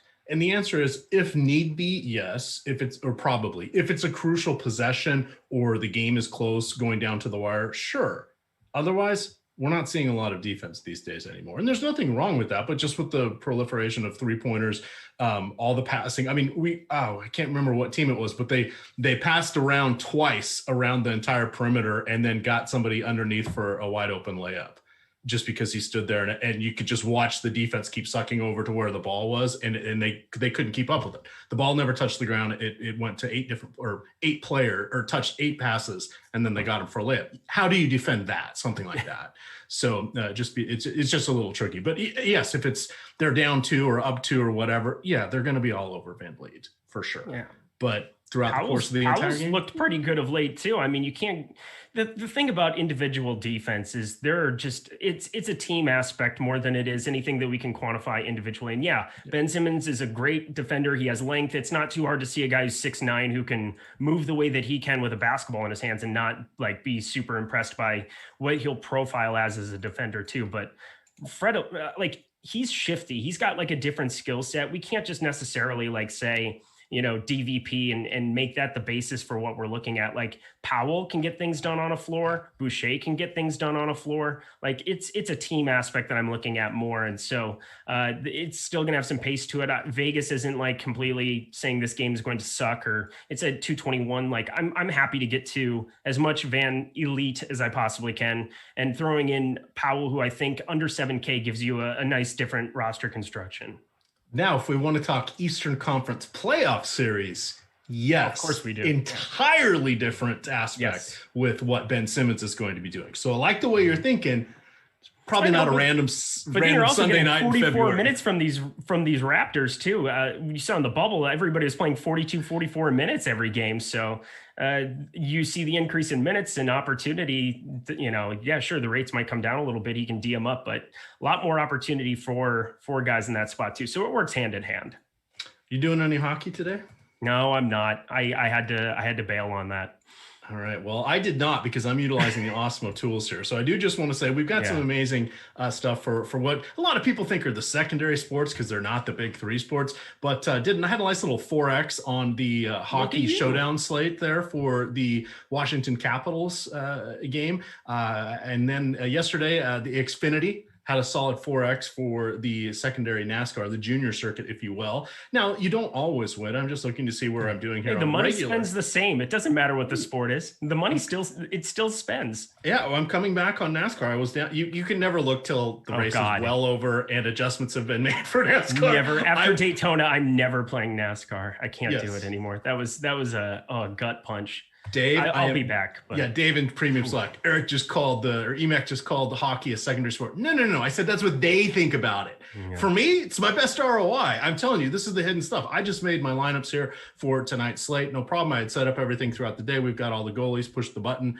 in Fantasy Cruncher, and here I'm off and running. So just want to say you guys can do it while you're doing the other sports, because we do have an excellent Slack chat behind us, behind the paywall. Much like there is NBA Twitter, there's really not an NHL Twitter from a fantasy perspective. These guys are cobbling together information from beat writers. They're watching line rushes on center ice. They're trying to figure out who the starters are from all this, because there's no listed starters in hockey and they can change lines at any time and yada, yada, yada. Just saying. And you guys get mad, oh, he's talking about it again. I'm talking about it again because if you want to avoid hitting the redeposit button, find some of these other sports that a lot of people aren't playing. Definitely the way to go. All right, let's get on to our next little talking. Oh, I also love Boucher. I want to let that be known too. Okay. He's definitely my favorite tournament play from that entire game in general. Somebody just asked me that in Premium Slack, so wanted to let that be known. I did not bring him up mainly because I just kind of was focused on the guards there. But yeah, Chris Boucher, sign up for as much of that as possible. I love Alex's projection on him specifically. He was probably my favorite guy coming in, so that just kind of affirmed it. If you see any kind of a spike in those minutes, it's just a smash for him. All right, let's look at our next game here. I've got some interesting notes about this one, so I want to call those up real quick. We're going to talk about Minnesota and the Knicks. We know that Minnesota is going to be without Jarrett Culver with an ankle issue, and of course, Mitchell Robinson is out with a thumb injury. I do want to point out that this is one of those times where we can definitely look at Julius Randle. The Knicks essentially are playing at the slowest pace in the league. This is deliberate. We should not be surprised by this. It's Coach Tom Thibodeau. He's done this at every stop of the way here. I believe didn't he spend a year under George Karl back with the Supersonics? I vaguely remember that, but in any event, I just know Chicago to Minnesota to New York. That's I think what he was I know. The defensive coach on the bench for them. Okay. But in any event, I want to point out this is Randall's 7th season. Feels like he's been around forever. He kind of has, but he is across the boards hitting career highs with 36.7 minutes, 17 field goal attempts per game, 4.5 3-pointers, which, by the way, he's hitting a career high, like almost 40% on those, 11 rebounds, 5.5 assists, 23 points. He's getting 40 fantasy points almost every time out. Tonight, I think he can get up to 50 because he's going against Minnesota, who plays faster than New York. Of course, damn near every team does, but they play about 6 possessions per game faster, and they play worse defense.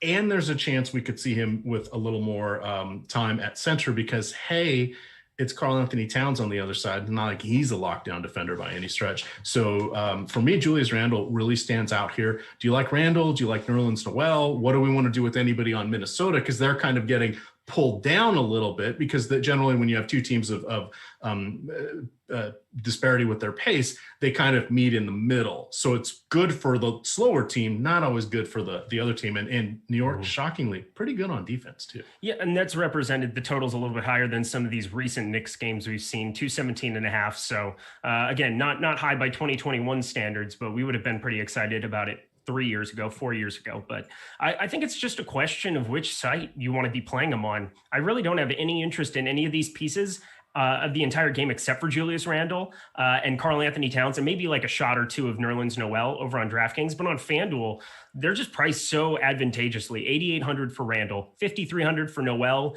at a power forward position that, I'm kind of making a stand with Boucher, going super light on McGee. Just kind of like, I kind of have the Bills that kind of make themselves for me. So Randle's a big part of my action over there. But like, otherwise, this game over on DraftKings is just so hard to get to anybody else. And I guess Cat over on FanDuel as well, I'll have a little bit of exposure, but I'm so excited about getting to like another low-owned Whiteside spot because I just love for him to screw me over. So we'll see how it all pans out there as we go along these next 20, 30 minutes. Hopefully we get news sooner rather than later. What's the opposite of FOMO? Because that's what you're feeling with on the Whiteside right now. No, it's honestly just I'm scarred. I'm battered. I'm beaten. I'm already torn, as Natalie Imbruglia would say. That one, whatever. Did you get that one? Good. I'm glad. There it is. I'm out of this is how I feel. Kind of like that. That's literally me on the floor after Hassan Whiteside put up 60 at 4,500. At what he was like 8 or 18%. He was ridiculously owned for what I thought he was going to be when that news came out, but people did not react, and he killed me.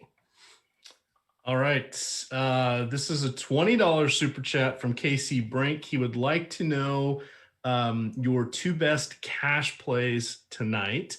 And he says, say hello to Haskins and Chris. He's a first-time DFS player about to join Awesemo. Hey, bring them along too. It'll be good. It'll be fun. You get in premium Slack chat. We'll explain all the different tools to you. We have time today or yesterday. Terry did a whole hour-long show on how to use Fantasy Cruncher for NBA, how to react to certain late swap situations. Tomorrow at 3:00, you're going to get Alex Baker doing his process show behind the paywall, breaking down what he's doing with Fantasy Cruncher and how he utilizes that each day during the week. That's one of the best secret things that we have behind the paywall we want to tell you guys more about, because we also have Steve Buzzard. You guys know him as DeColts, and Sean's on. You guys know him as Sean's on. His name's spelled a little differently, but he's very good at DFS. Yeah. Those are three guys that have made a couple $1 million a piece doing this, and they're showing you what to do, and they will answer your questions because you can ask them via the Slack chat. So you want to check that out. But who are your two best cash plays tonight? And I will come up with mine as well. So we talked about him, then DraftKings specific, correct? Did not say. So that's okay. I think just in cash, again, you're just trying to like raise, you're trying to put the most optimal point, like you're trying to put the highest projected lineup in that you possibly can.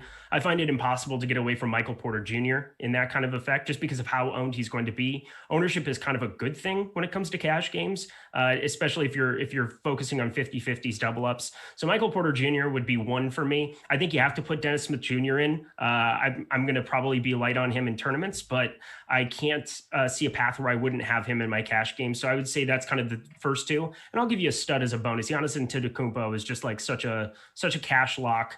So those three specifically. Yeah, let's kind of talk about that Milwaukee game here. So Milwaukee has won their last game. Was it like 95-85 or something like that against Oklahoma City? It was not overly exciting. Guess what? That's their first win in 6 games. They cannot afford to screw around. They are kind of not quite behind the 8 ball, but it's starting to loom behind them. You know, the object in mirror is smaller than it appears. It may appear smaller than it actually is, kind of thing. So I want to mention this because I really like Chris Middleton. So I'd add him to that cash game collection. 7,200 on FanDuel, 7,800 on DraftKings, 31 on Yahoo. The key things that I like about with regards to him is ideally we see DJ Augustine in the starting lineup again. I think that gets Middleton assuming less of that Drew Holiday role and getting back to the things that he's good at, the rebounding. I hope so. Yeah, being a secondary facilitator because he's still fine, and then also the scoring. And I was trying to figure out, why has he not looked that great this year? He's averaging 36.5 minutes per game. This is the 7 games without Drew Holiday. 36 minutes per game, 19 points, 5.7 rebounds, 5.2 assists, 1.4 combined block steals. His 3-point attempts have come down because, again, he's got the ball in his hand way more, and that's usually not where he takes his 3-pointers. However, which is showing because he has a shooting at 26% on his 3-point range. He's closer to a 40% shooter from beyond the arc. All it's going to take is a couple 3-pointers falling at this current price point, and it's a win for us. He's got a phenomenal matchup, and they can't call off the dogs early because, again, they lost 5 before Saturday or before Friday night's game. Yeah. There we are with that one. On the other side, you kind of mentioned a little bit there with Hassan Whiteside. We saw Marvin Bagley end up playing 36 minutes, again, going from nice minutes limit. Great job, guys. Way to go. Third most of his entire career, by idiots. the way. Yeah, third most of his entire career. Luke Walton makes me just want to puke. It's fine. We saw Jabari Parker last night. We had not seen him at all. That was the main thing. I was like 0, 0, 0, 0, 0, 0, and I was going through in popcorn. I was like, Jabari Parker. Okay, welcome back, young man. Duke's Remember that year where he has scored 20 points per game? He was outrageous in Chicago there for a second. He's and prior to that, pop here and there, but prior to that 2016 season, I'm leading you. I love that video of him like putting in work for an hour after a game that he played 0 minutes in. That was my favorite. He was the only guy like shooting in the gym in Sacramento. I don't know if anybody else saw that, but that was amusing to me. He's familiar with this team tonight. He is very familiar with them. Does that do anything for us? No, no, because we have no idea what he's going to do. But it makes me a little nervous about Bagley. Bagley's continually dinged up for various reasons. I don't know what they're going to do after 36 minutes last night. Who knows? We still don't have word on Harrison Barnes or Rashawn Holmes, but this is the last game of the night. I don't expect us. We have 34 minutes until we lock. I don't expect us to have this particular information. So we're going to need to leave some flexibility for ourselves. Now we also have the what is it? The 8 or the 8:30 game prior to that, the 8 o'clock game. So you've got Brooklyn and the Clippers. Now both sides are fully healthy on this one. So your player pool all of a sudden comes down to those two teams if we're still waiting around for news. And that's all we get after 7:30 is those two games. How do you want to approach that, knowing that there may not be a great spot to turn to? What do you want to do to avoid maybe painting yourself into a corner? De'Aaron Fox played 40 minutes last night. Hield was like at 38. Halliburton off the bench was 33 or 34, and some other starters. Yeah, so this is, I think probably one of the most important things to get right on this slate because of the matchup, because of how this game sets out, how it profiles. Obviously, a gigantic total sitting at 238.5.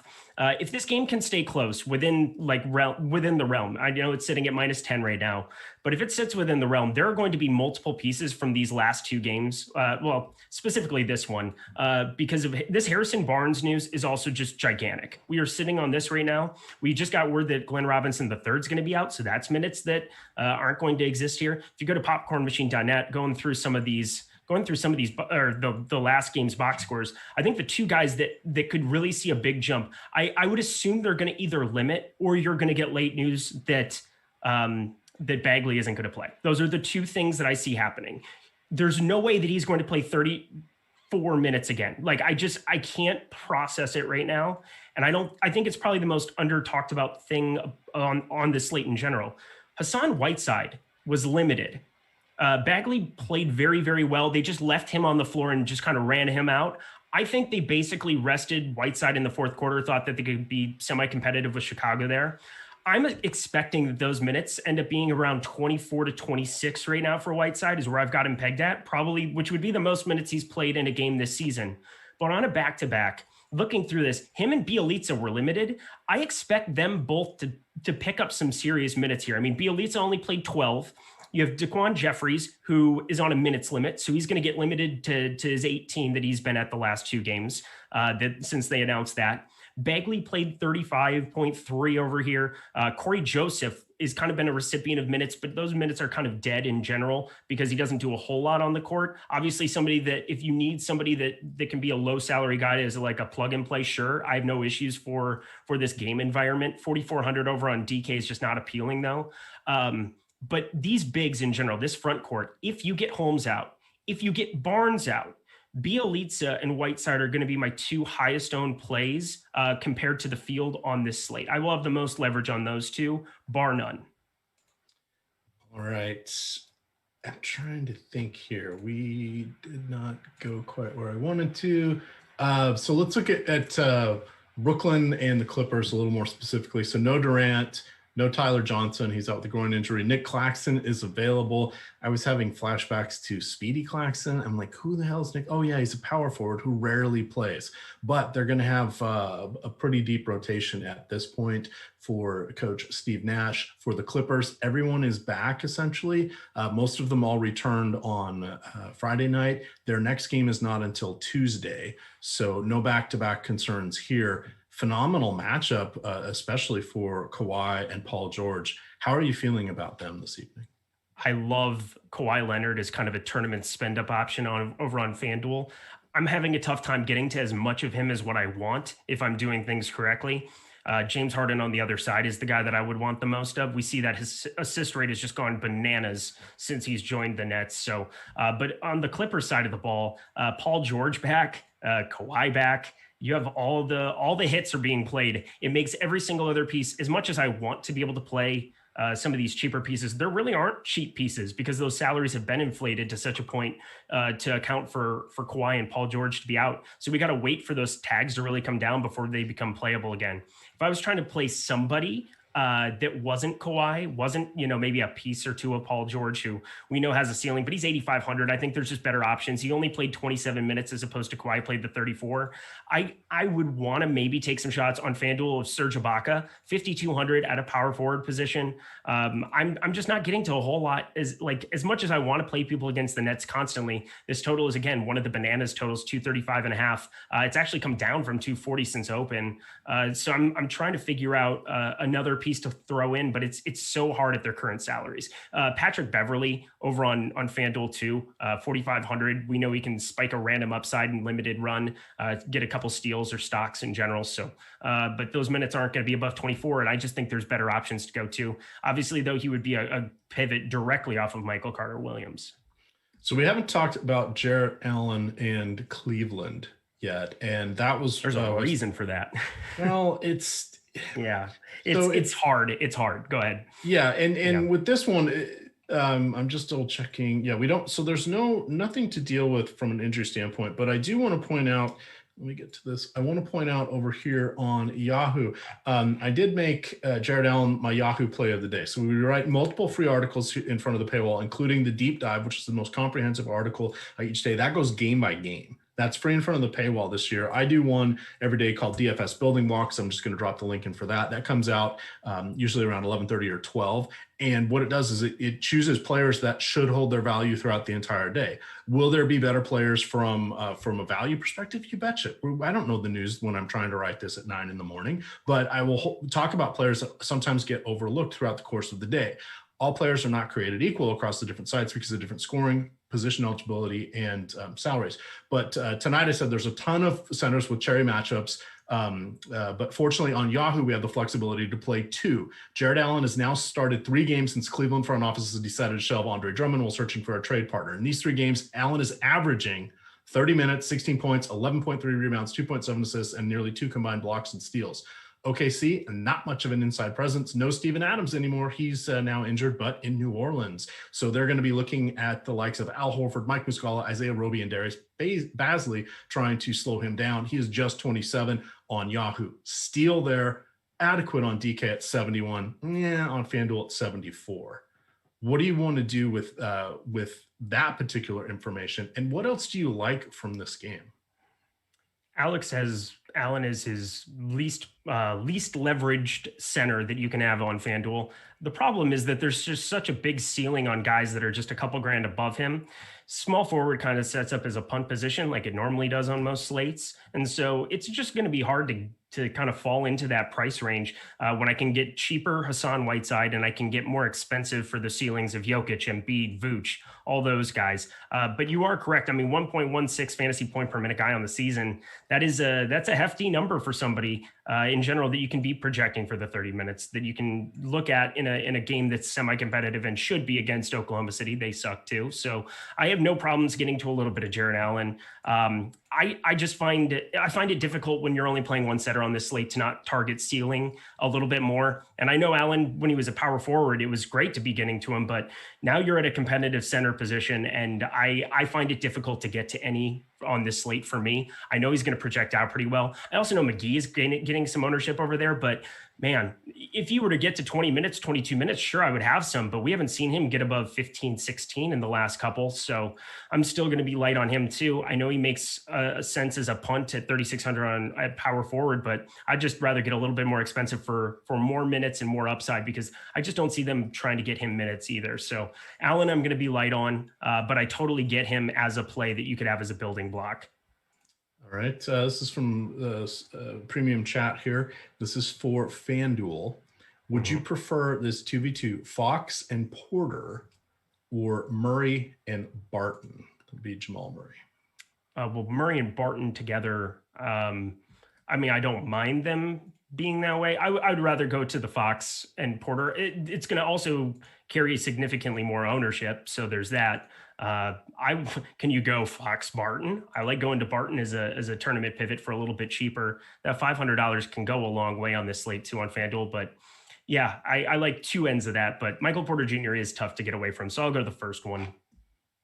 All right. One thing that we do have, it's a pretty cool tool. I'm going to drop this in here. This is free to you guys as well as this Odd Shopper. It's free to everybody. So we take half a dozen different sports books and we shop the odds for you. So what that means, go ahead and click on that link. What you'll see is we put across the top here everything that you can get for different bets. And what you do is you shop the odds, meaning this is for player props. Do you get the higher or lower? So like if you think someone's going to score less than 25 fantasy point or 25 NBA points, and you can find one of the sites that's offering you less than 26.5, you would want to place your wager on that side, assuming you are not overpaying for it with the vig or the juice. But this takes care of showing you what to do. We have also added a new feature here where it shows your ROI and your likelihood of the projected chances of winning on either side of said bet. Now that one just takes whatever the best one highlighted in blue is and looks at it. So it's not doing an average across all of them, et cetera.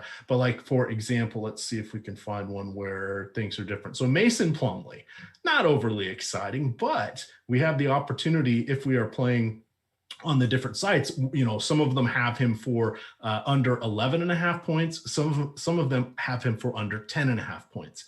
That makes a big difference. However, that 1 point is going to cost you minus 120 on one site, meaning you pay, you're going to get the equivalent if you pay $120 to win 100. Yet the other site, if you pay $100, you're going to win 102.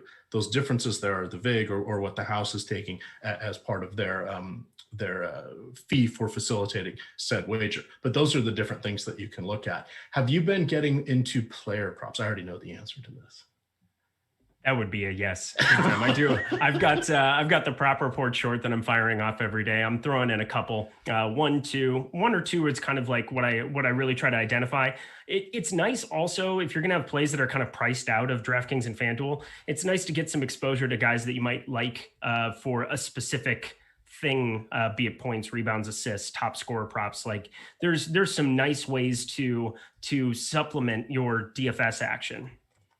All right. And tell them some of your free content that you put out there, though, specifically. Yeah. I don't think they're aware of it because it's only been around for a little over a week. Yeah. Well, I get to plug it. Yeah. So the prop report short is something that I'm doing every single day, firing off my favorite prop. It's just 1 minute videos that we're throwing up on YouTube, on Instagram, on Twitter, all of the things. You can check it out. Basically just taking a lot of the data that we have here at Awesemo, a little bit of my own models, a little bit of my own stuff, and kind of figuring out exactly what the best play is for the day, the thing that I'm the most confident on. We have an amazing feature now too that's been added to Odd Shopper where you're able to sort it by his ROI tool, and you're able to sort it over by his win percentage on the bet. So both of those, just having those directly on the screen to be able to sort it, to be able to look at what some of those top projected win bets are, it's kind of invaluable. If you have sports betting available in your state and you can just sort to the top of that page, you have the number one player in the world giving you projections to be able to go out and fire bets. Like that is as good as gold. Now, the one thing we do ask, again, this is totally free, but what I do want to point out for those of you that are in states where these sports companies can now, or the sports betting sites are now legal, is if you come in through our links, which means if you just click through any of those sports companies on the Odd Shopper page, it'll take you over there. One, it gives us a nice little referral. Two, it's going to give you whatever their best bonus is of the time, right? So right now for me in Virginia, it is $500 deposit match for William Hill or one of them there. But if I go see it on Twitter, if I see what they're telling me on TV, they're giving me a different deal, like guaranteed $100 no loss first bet if you do X. Well, I don't want to come in on that because I got way better deals here. We don't want you to come in on that because we'd like to, keep continuing giving you guys free stuff. But if you come in through our links, it just automatically knows it came from us if you click through those. We do appreciate that. All right, Capella or Jarrett Allen? Ooh, and then I've got to give you my Michael Porter take. Oh, baby. I'm excited for that. I think I'm not getting Danny Capella right now. I know 8K is a nice tag over at FanDuel. I'm kind of condensing my centers to the three guys up top or the four guys. I have a little bit of Towns as well. The four guys at the top end who can kind of break this slate that we kind of all know, Embiid, Jokic, Vooch, Towns. And then I'm going down to Whiteside, and that's obviously news dependent. We're going to find out a lot from this starting lineup. We're going to find out a lot just kind of like in the moments leading up to lock. And so again, I'm going to be lighter on everybody else or to have none of. So definitely Allen between him and Capella, but I don't have either. All right. Now, because we've kind of gone back and forth on my not being a fan of Michael Porter Jr. So this is a non-cash game take, meaning this is my tournament take. I want to be clear about that. If you want to play him for the block, I'm totally fine with that. He's cheap on the various You should sites. play him for the block. You should. Absolutely. Yes. Yahoo 22, well, not overly thrilled with that, but it's not bad. FanDuel 5,700, DraftKings 5,900. Okay, yeah, put him in. It makes sense. But this will be the third time in the last 5 games I've chosen him as my risky play. So I was fine with him going against the Wizards. He was adequate. I was okay with him actually against Cleveland. He was fine. Those were the 2 games that kind of stand out now, but they show that he may not have the ceiling you might be envisioning. In those 2 games, he averaged just shy of 32 minutes and 13 and a half field goal attempts, which is good for what he's doing this year. He made 48% of his shots. However, even though he tallied 18 and a half points, 7 rebounds, 1 assist, and 1 combined block steal, that's right around 30 fantasy points. So we really need him to get to on DK tonight. And this is from this morning, so I haven't pulled the new stuff, but it'll be relatively close. We need to get him to succeed or hit his boom score on the boom bust tool, 39 and a half DK points. So this morning, his chance of doing that was 29%. So his score of busting or hitting less than the boom is 5x your salary plus 10. The bust is 5x your salary or lower. He has a 30% chance of doing that. And then the key thing to know, in his career 74 games, he has scored more than 39 and a half fantasy points on DraftKings scoring format, which gives you the double-double, 10 times. That's 10 out of 74 games. So my point being is he's fine, but if you have a lean towards someone else, if you can make some sort of 2v2 that you like better, may not necessarily be a 1v1 because he's a reasonable price. And, of course, he's the best reasonable price at that salary for a reason. But if you can find a nice little 2v2, you can get some crazy leverage off of the field. And if he has, his 18.7 boards, 1 rebound, one block, or 1 assist, 1 block, and he only gets 28, 29 fantasy points, are you going to lose with that, Eric? Probably not. Are you going to win with that? Probably not. Yeah. So now, Mr. Glass half full. Tell him what that you really think. I'm always glass half full. Come on. I'm a walking glass half full.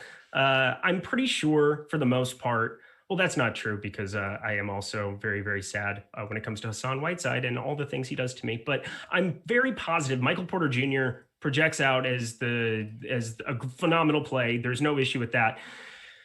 My big pushback in general is that there's an ownership threshold that you reach, and that's the beautiful thing about the boom bust tool in general, is that you can basically just see what that leverage score ends up being compared to like his chances of being in the optimal.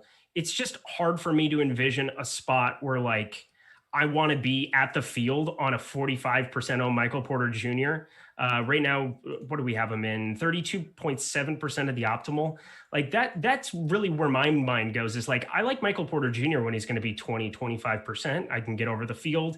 It's not going to end my night if he doesn't go for the 40 that we're looking for. But whatever, like you would have no issue getting to as much as you could when you see that reduced ownership. When you start getting up to 45%, we're basically talking 50-50 that he would have to be in the optimal for you to like be wanting to plug him in at that ownership. And I think there are so many other viable ways to build on this slate that I'm basically just shorting Michael Porter Jr. in terms of like, okay, I'll have a little, so I'm not completely underexposed. Like I'll have 25% possibly, but getting up to 45-50 is just a crazy number on a slate with seven games and a number of options at the position to go cheaper, go way more expensive to Kawhi or some of these other guys, and just have a better roster construction so that when Michael Porter Jr. does fail, which has been happening more often than not of late, we can definitely party.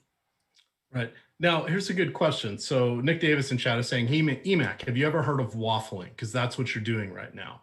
Yes, it is. Call him it's out. Also, call him out. No, it's called math probabilities. This is the key thing. If you're just making one lineup, these get very distinct, right? It's binary. It's either you got somebody or you don't. Now, most of us are building somewhere between 20 and 150 lineups. Now we're looking at different percentages, the leverage score. It becomes entirely a math exercise. I can tell you right now, I just uploaded the most recent projections here for ownership on DraftKings, and Porter Jr. is about 30%. I'm going to set my maximum cap on him at 20. So I will not have more than 20%. So I'm definitely going under. Will I have some? Yeah, it's basketball. He's one of the better plays out here. Basketball is the most projectable sport. But as we pointed out, he has a third of a chance of not hitting the score. He has a third of chance of doing better than the score. And there's a third of the chance in the middle. So what we're saying is 2 out of 3 times you're going to be disappointed in tournaments. That's what we're really saying. Ain't bad. Yeah. It's not if you're Meatloaf. Bad out of hell, baby. Oh, God. Not good. No one's going to know that. I'd do anything for love but that. Every time I think of Meatloaf, though, now, I think about the fact that he's been on that commercial. Oh, no. I've been thinking about that Sirius XM commercial where he just is like, I would own your fantasy sports team. I'm like, no, you wouldn't, Meatloaf. Stop it. You would not. I used to game with him in ESPN. Did you really? Yeah. Oh. Michael Aday is his name. You keep dating yourself over and over again in this show. You keep throwing out references. I think you're definitely the OG dinosaur of the crew, and I'm a fan of that. Turtle in the chat. Hit it up. This is Turtle over 189 years old. Thank you, nerd ass Greg. Wow. Oh man, I get called Greg all the time. You know what? Again, Greg made that meme of me. He showed the 189-year-old turtle and then a picture of me above it and said EMac is 56 light years old or whatever. Something. I forgot that he might have been the inception of that. Yeah, fantastic. It's too good. All right, I'm going to start working through here some of my old over-unders. We've for my ownership here. We'll see if we were missing out on anything exciting. Finishing out the rest of Denver. So Paul Millsap, JaMychal Green, Gary Harris, PJ Dozier all out. No surprise there. Will Barton was out for a couple games, but he returned the last game. He was out for personal reasons, so he's got full minutes there. The only body missing for Atlanta is Rajon Rondo. Danilo Revenge Gallinari? Remember me, Gallinari? Does anybody remember that he played for Denver? Hell, half the people watching don't remember he played for the Knicks. What do you want to do with this game here? God, I wish I was getting to something to really talk about other than Kevin Huerter, who just kind of like fits at 5,300, has shown a ceiling of late. Cam Reddish at 4,500, I know should have some ownership over on FanDuel, but I'm just kind of like taking the ceiling of Huerter and kind of like trying to piece in some other spots. Shea's eating up a lot of my shooting guard exposure. Seth Curry, I can't do it again to myself, right? I would much rather get up to Cam Reddish than play another 30-minute a 15-point outing of Seth Curry here at this point in time. So at least I would rather be getting to him. But a game that I'm surprisingly light on for on the Atlanta side of the ball, excuse me. Obviously, I have some Denver exposure. 4,600 Danilo Gallinari. I do expect him to at some point just go out and thrash a slate, but with 24, 25 minutes here of late, I just don't see it at that price tag today in this spot. So sure, go ahead and have a little bit of these Hawks, but nothing to really go overboard. I can't see any one of them other than Trae Young being the guy that you're really lamenting not having in your lineups. All right. 1 minute ago, we got we get us to 500 likes and I'll throw out some of this ownership percentage for you. I'm not Chris Baggs. We're not doing money time, but come on, 455 likes on a 2-hour show where nearly 3,000 people are watching. You guys can do better. Hit that subscribe button though, please. Thumbs up. What do you want to do? And I just lost the chat. We just got is Windler in play on cash at a crappy shooting guard position from Cleveland? He is from Cleveland, isn't he? I'm blanking. Dylan Windler. Sure. He's about to probably own. He's like 16%, I think, in our last 15% ownership in our last run. Yeah, if you need a last guy in 3,700, you could do worse. He's going to play minutes. Like I have no problem. Like if you need him, but I think you can probably. I don't know. I didn't build a cash lineup, and he was not in consideration for me for somebody I would even talk about. You could have him as a last piece in, but I think you can do better. All right, sort of like the likes here. 570, really? That got you 30 likes? Now we're going. No. I want 650. There's nothing coming here because I'm just going to close that screen and start building my lineup. So this is all up to you guys here. And clock is ticking. We have 10 minutes to go. Lineup yet? You haven't built a lineup yet? No, and somehow I have to segregate my my Fred Van Elite lineup. So what do you need from me? How can I be of service to you? Why don't you check out what's going on there in the Awesemo Premium Slack chat? Ooh, why don't I do that? Let me pull that up. They're doing a good job of tagging both of us. If you have notifications, they've been doing a great job. I've been responding to them here on and off. Let me get this going. Let's go NBA basketball. Because me cutting this into a 3-game slate when there's 7 games, that could be a little tough. So Noel or Bagley on FD, that's definitely Noel, and I don't think it's close. Bagley would be like a tournament guy today for me in general, but like Noel, you know what you're getting those guaranteed minutes. I just have a little bit of apprehension for anything Bagley on this slate because of those extreme minutes. They said minutes limit. And the fact that we haven't heard anything else about his status kind of freaks me out a little bit. Maybe I'm overthinking it a little bit because I know it's not really shown in our projections or anything, but I personally just have a bad feeling about Bagley on the second end of a back-to-back where he quote unquote had the largest minutes limit of all time. I'm glad they kept his minutes limit to 40 minutes, basically. Cool. Good to know. All right. Let's see here. I will call out. You guys did a little bit better. They said Spags would have had 1,000. No, you guys would have had 1,000 if you were trying. Not Spags. You guys. But here we are. It is Sunday. It is Sunday Fun Day. I am benevolent. So DK, top 4, because we didn't get to 1,000. Dennis Smith Jr., 34%. Michael Porter Jr., 31. Giannis, 30. Jarrett Allen, 25. FanDuel, Michael Porter Jr., 45. Michael Carter Williams, 36. Giannis, 37. Chris Middleton, 35. And Yahoo, Jarrett Allen, 37. Michael Porter, 37. Nerlens Noel, 36. He's just $14 there. That's why he's really popping. Giannis, 34. And we'll give you one more bonus, $14. Michael Carter Williams, also an $11. Dennis Smith Jr. Those guys are all between 31 and 30. There you go. Now I'm going to make some lineups. That's a great idea. We got anything else in the chat here?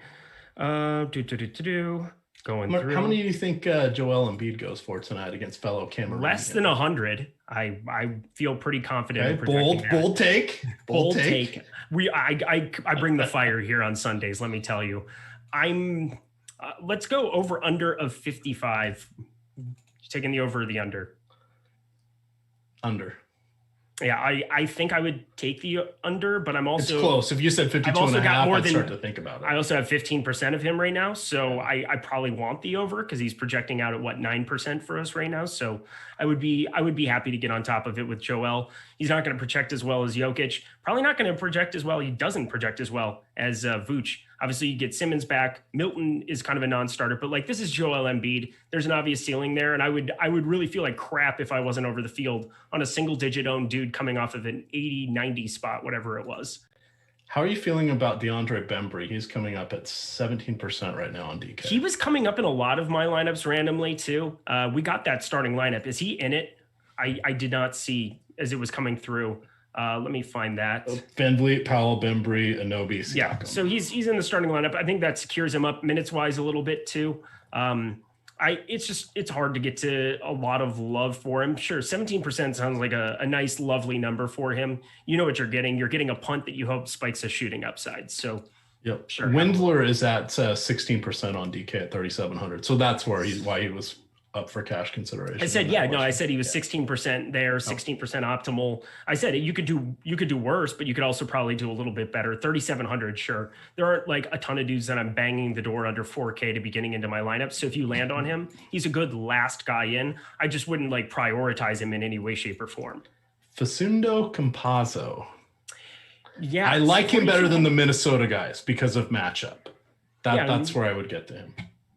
My thing with him in general is that we just have Monty Morris back. It was a lot of fun to play him without Monty Morris there, but there's not a huge path for him at 4,200 to break a slate. You need steals. Like that's really what it comes down to. I would take some shots maybe on FanDuel, where you could maybe spike 2-3 steals, have a couple of like razzle dazzle, 6-7 assists. He's scored double digits the last 4 games. Let it be known. I did see that earlier today, but I was contemplating having some tournament shots on him and just couldn't really pull the trigger. How do you feel about Shai Gilgeous-Alexander coming in on after missing the better part of a week? I feel good about him. I actually think I think that he's a guy that just because he hasn't looked great the last 2 games coming out, that people might be lighter on him than they should be. I know that he's projecting out as our second shooting guard over on FanDuel, but I get it. Like, he's 7,800 now, though, and you're getting a discount on a guy with an absolute ceiling who's uninhibited to that usage. It's like Diallo and Horford that he's going to be battling with for that. Like, go ahead and play as much Shai as you want, and I don't see it being a mistake. How do you feel about DJ Augustine? I don't feel great about him whatsoever. I was getting to just about none. I saw his ownership got up to 14.9%. He's 23 on DK, but he's also 23 over on DK. He's 3,300. So again, I'm looking more over at FanDuel today for some of that. I'll let you be the DK hot take man. I think he's fine at that. I'd match the field on DK. Yeah, I'm not going to match the field. I'm going to be way under on FanDuel. Again, a position that at 3,900, I'm not super excited for any of those punts down there when you have ceilings, obviously, in Jamal Murray, Kyrie Irving. I won't be getting to any Ben Simmons, which kind of freaks me out a little bit because even at 2% or whatever, you should probably get over on that guy at this point in time. Triple-double upside, sure, fire it up over on FanDuel just to get different. He's the most expensive dude, 9,600, and could randomly spike you something at you will never get him this low owned if he goes for 50 again. If he shows any kind of that assertion he had in Utah, but obviously with Embiid back, it's a terrible spot to try to expect anything more than 45 out of him. 40-45 for Dennis Smith Jr. percentage wise? On DK for DK, you? Yeah. I would be under. I really would. I would be way under. I have 2 lineups over there. He is in one of the 2. So you have 50%. I'm going to take him out. I'm going to take him out right now so that I don't get just completely. I want to make sure that I am honest with the people and that I don't screw them over here. I'll pivot later with need be because I've got the white side thing over there. There we go. He's now in 0% of my lineups. That made me feel better. Well, that doesn't make me feel better. You shouldn't have him in 0%. I think what you're doing is just fine there. But yeah, I'm just kind of pasting it over here now, getting these lineups in. Yeah, I think we're ready to party. How does 83% Chris Middleton sound today? I know I'm aggressive, but that feels wowzer. Oh, he's baby. My number 1 guy at 35 right now. I'm not going heavy on the field with anybody. I'm trying to find a Fred VanVleet I have to put in this goddamn contest. There's all right. one. Make sure you guys all have 1 minute here. If you're not hammering in your lineups right now, right, just for you guys, I'm playing a lineup with Dylan Windhorse or whatever his name is. Windler. unless he's one of the later They're games. Watching our show. They're watching our show. Unless he's a later game, I can switch out. There you go. Who says playing in the Fred Van Elite Fan Club contest is a bad thing? Nobody's ever said such thing. I have to play him no matter what, unless he's ruled out before the game. And it's user-generated contest, so it's only 10% rake. And generally, 2 or 3 people don't set their lineup. So basically, you're effectively getting 7% rake. It's just $1. And if you win that contest with an Awesemo avatar, all you got to do is reach out to me on Twitter or at EMac@awesemo.com, and I will get you 30 free days of Awesemo premium content. Full stop. It's good stuff. 45 seconds. I feel horrible about my teams. That was bad. I would say I've never been like, oh, this is great. My lineups look fantastic today, because there's always something like Jared Vanderbilt was showing up randomly. He was one guy we didn't necessarily say too much about, but I always have to nerf him in Josh Engelman's words, because of like, he's just such a good fantasy point per minute guy. And I just end up having difficulties with him in general. So that's just my story with him in general. I can't get away from him in the long run. All right. Wheels, email me, emac@awesemo.com, or slide into the DMs. I will get you that, but I need to ask you a couple questions first. We are done. Look at that. That was lovely. I'm good. And you guys have to let me know if you win, because I have no idea. When you got that avatar, I have a couple of people who win. I don't know how to reach out to you. It's a name. And if nothing lines up in the Awesemo database, I have no shot at knowing who you are. And I can't find you on Twitter either. So just reach out to me. We'll take care of it. I'm not the one that can flip the switch, but I tell the people to flip the switch. Why? I'm not allowed to touch technology. Why am I still using these wired earbuds, Jordan? Because the earbuds my wife got me for Christmas will not hold a charge. Here's the empty box right now. You send them in? You understand you could like get new ones. You just go to the back store or send them in? No? It's me. I'm such a jinx when it comes to technology. It seems wrong. I think there's something you can do about such things. All right. Well, just moving on. All right. Here we go. Let's look to, did they say, how did I get Windler? I just searched for the first lineup that had Fred VanVleet. It happened to have Windler in it. That's the one that went in, because I don't want to hear it if I don't play Fred VanVleet in the contest, where I say I am going to play him for that one. Hey, it's just like me. On DK, I just had to get Dennis Smith Jr. out of there. I don't want to be a liar. Yeah. All right. Well, we're going to do this all again tomorrow, starting at 6:30 a.m. That's right, 6:30 a.m. You're going to get Josh Engelman talking about the NBA process. He's going to be there sipping his tasty Folgers coffee and going through what he's doing with minutes and how he is adjusting rates, usage, etc., with the different news coming in for the various NBA rotations. Very informational show. He'll ask questions and he might have some light music playing in the background coming this week.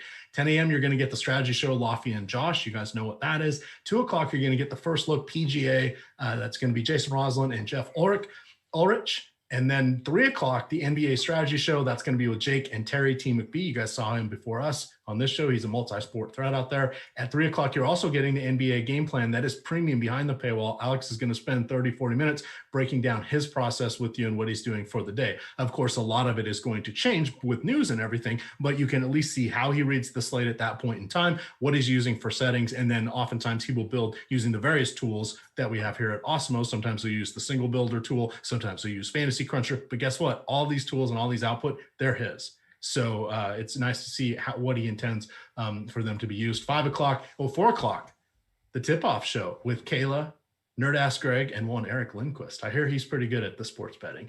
5 o'clock, Deeper Dive, Lofty and Adam. 6 o'clock, Live Before Locks, Bags, and Josh. I think there's a new show launching tomorrow at 7. We shall see. But we're looking at a little super draft content. And then there will be the late slate swap and sweat show, the L3S, as we are going to call it going forward. I'd like to call it the Late Night Hammer, but I was voted down.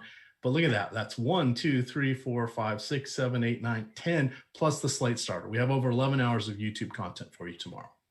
Wow, that's pretty cool. Please do hit that thumbs up and the subscribe button. We would appreciate it. Final thoughts here, Eric? Anything terrifying you of the 5 games that just locked, or the 4 games that just locked? I mean, just what a disgusting game this Knicks Timberwolves game is. And I think a lot of my pre-Sacramento stuff hinges on that. And then obviously wait to see this starting lineup. I'm ready for some possible news there. I think Bjelica could possibly slip in and be very, very unexpected and get him at super low ownership. And I would be jamming him as much as possible. All right. That's what I'm looking forward to. I'm going to go see how I can adjust these because there still are 3 games going on, and I might be able to tweak a few things, which fingers crossed I can, because some of these percentages I have are not what I wanted, but that's okay. Aim small, miss small. So even if I ride with who I've got now, it's not going to be the worst thing ever. With that, you can follow Eric Linquist on Twitter at Eric Linquist. That's correct. EMac DFS, and it is Awesemo_COM. Get us to 30,000 followers. As soon as you get us there, and we're only a couple hundred away, we will give away 30 1-week all access premium subscriptions. Thank you to Jordan Klein behind the glass. With that, gamers, pizza.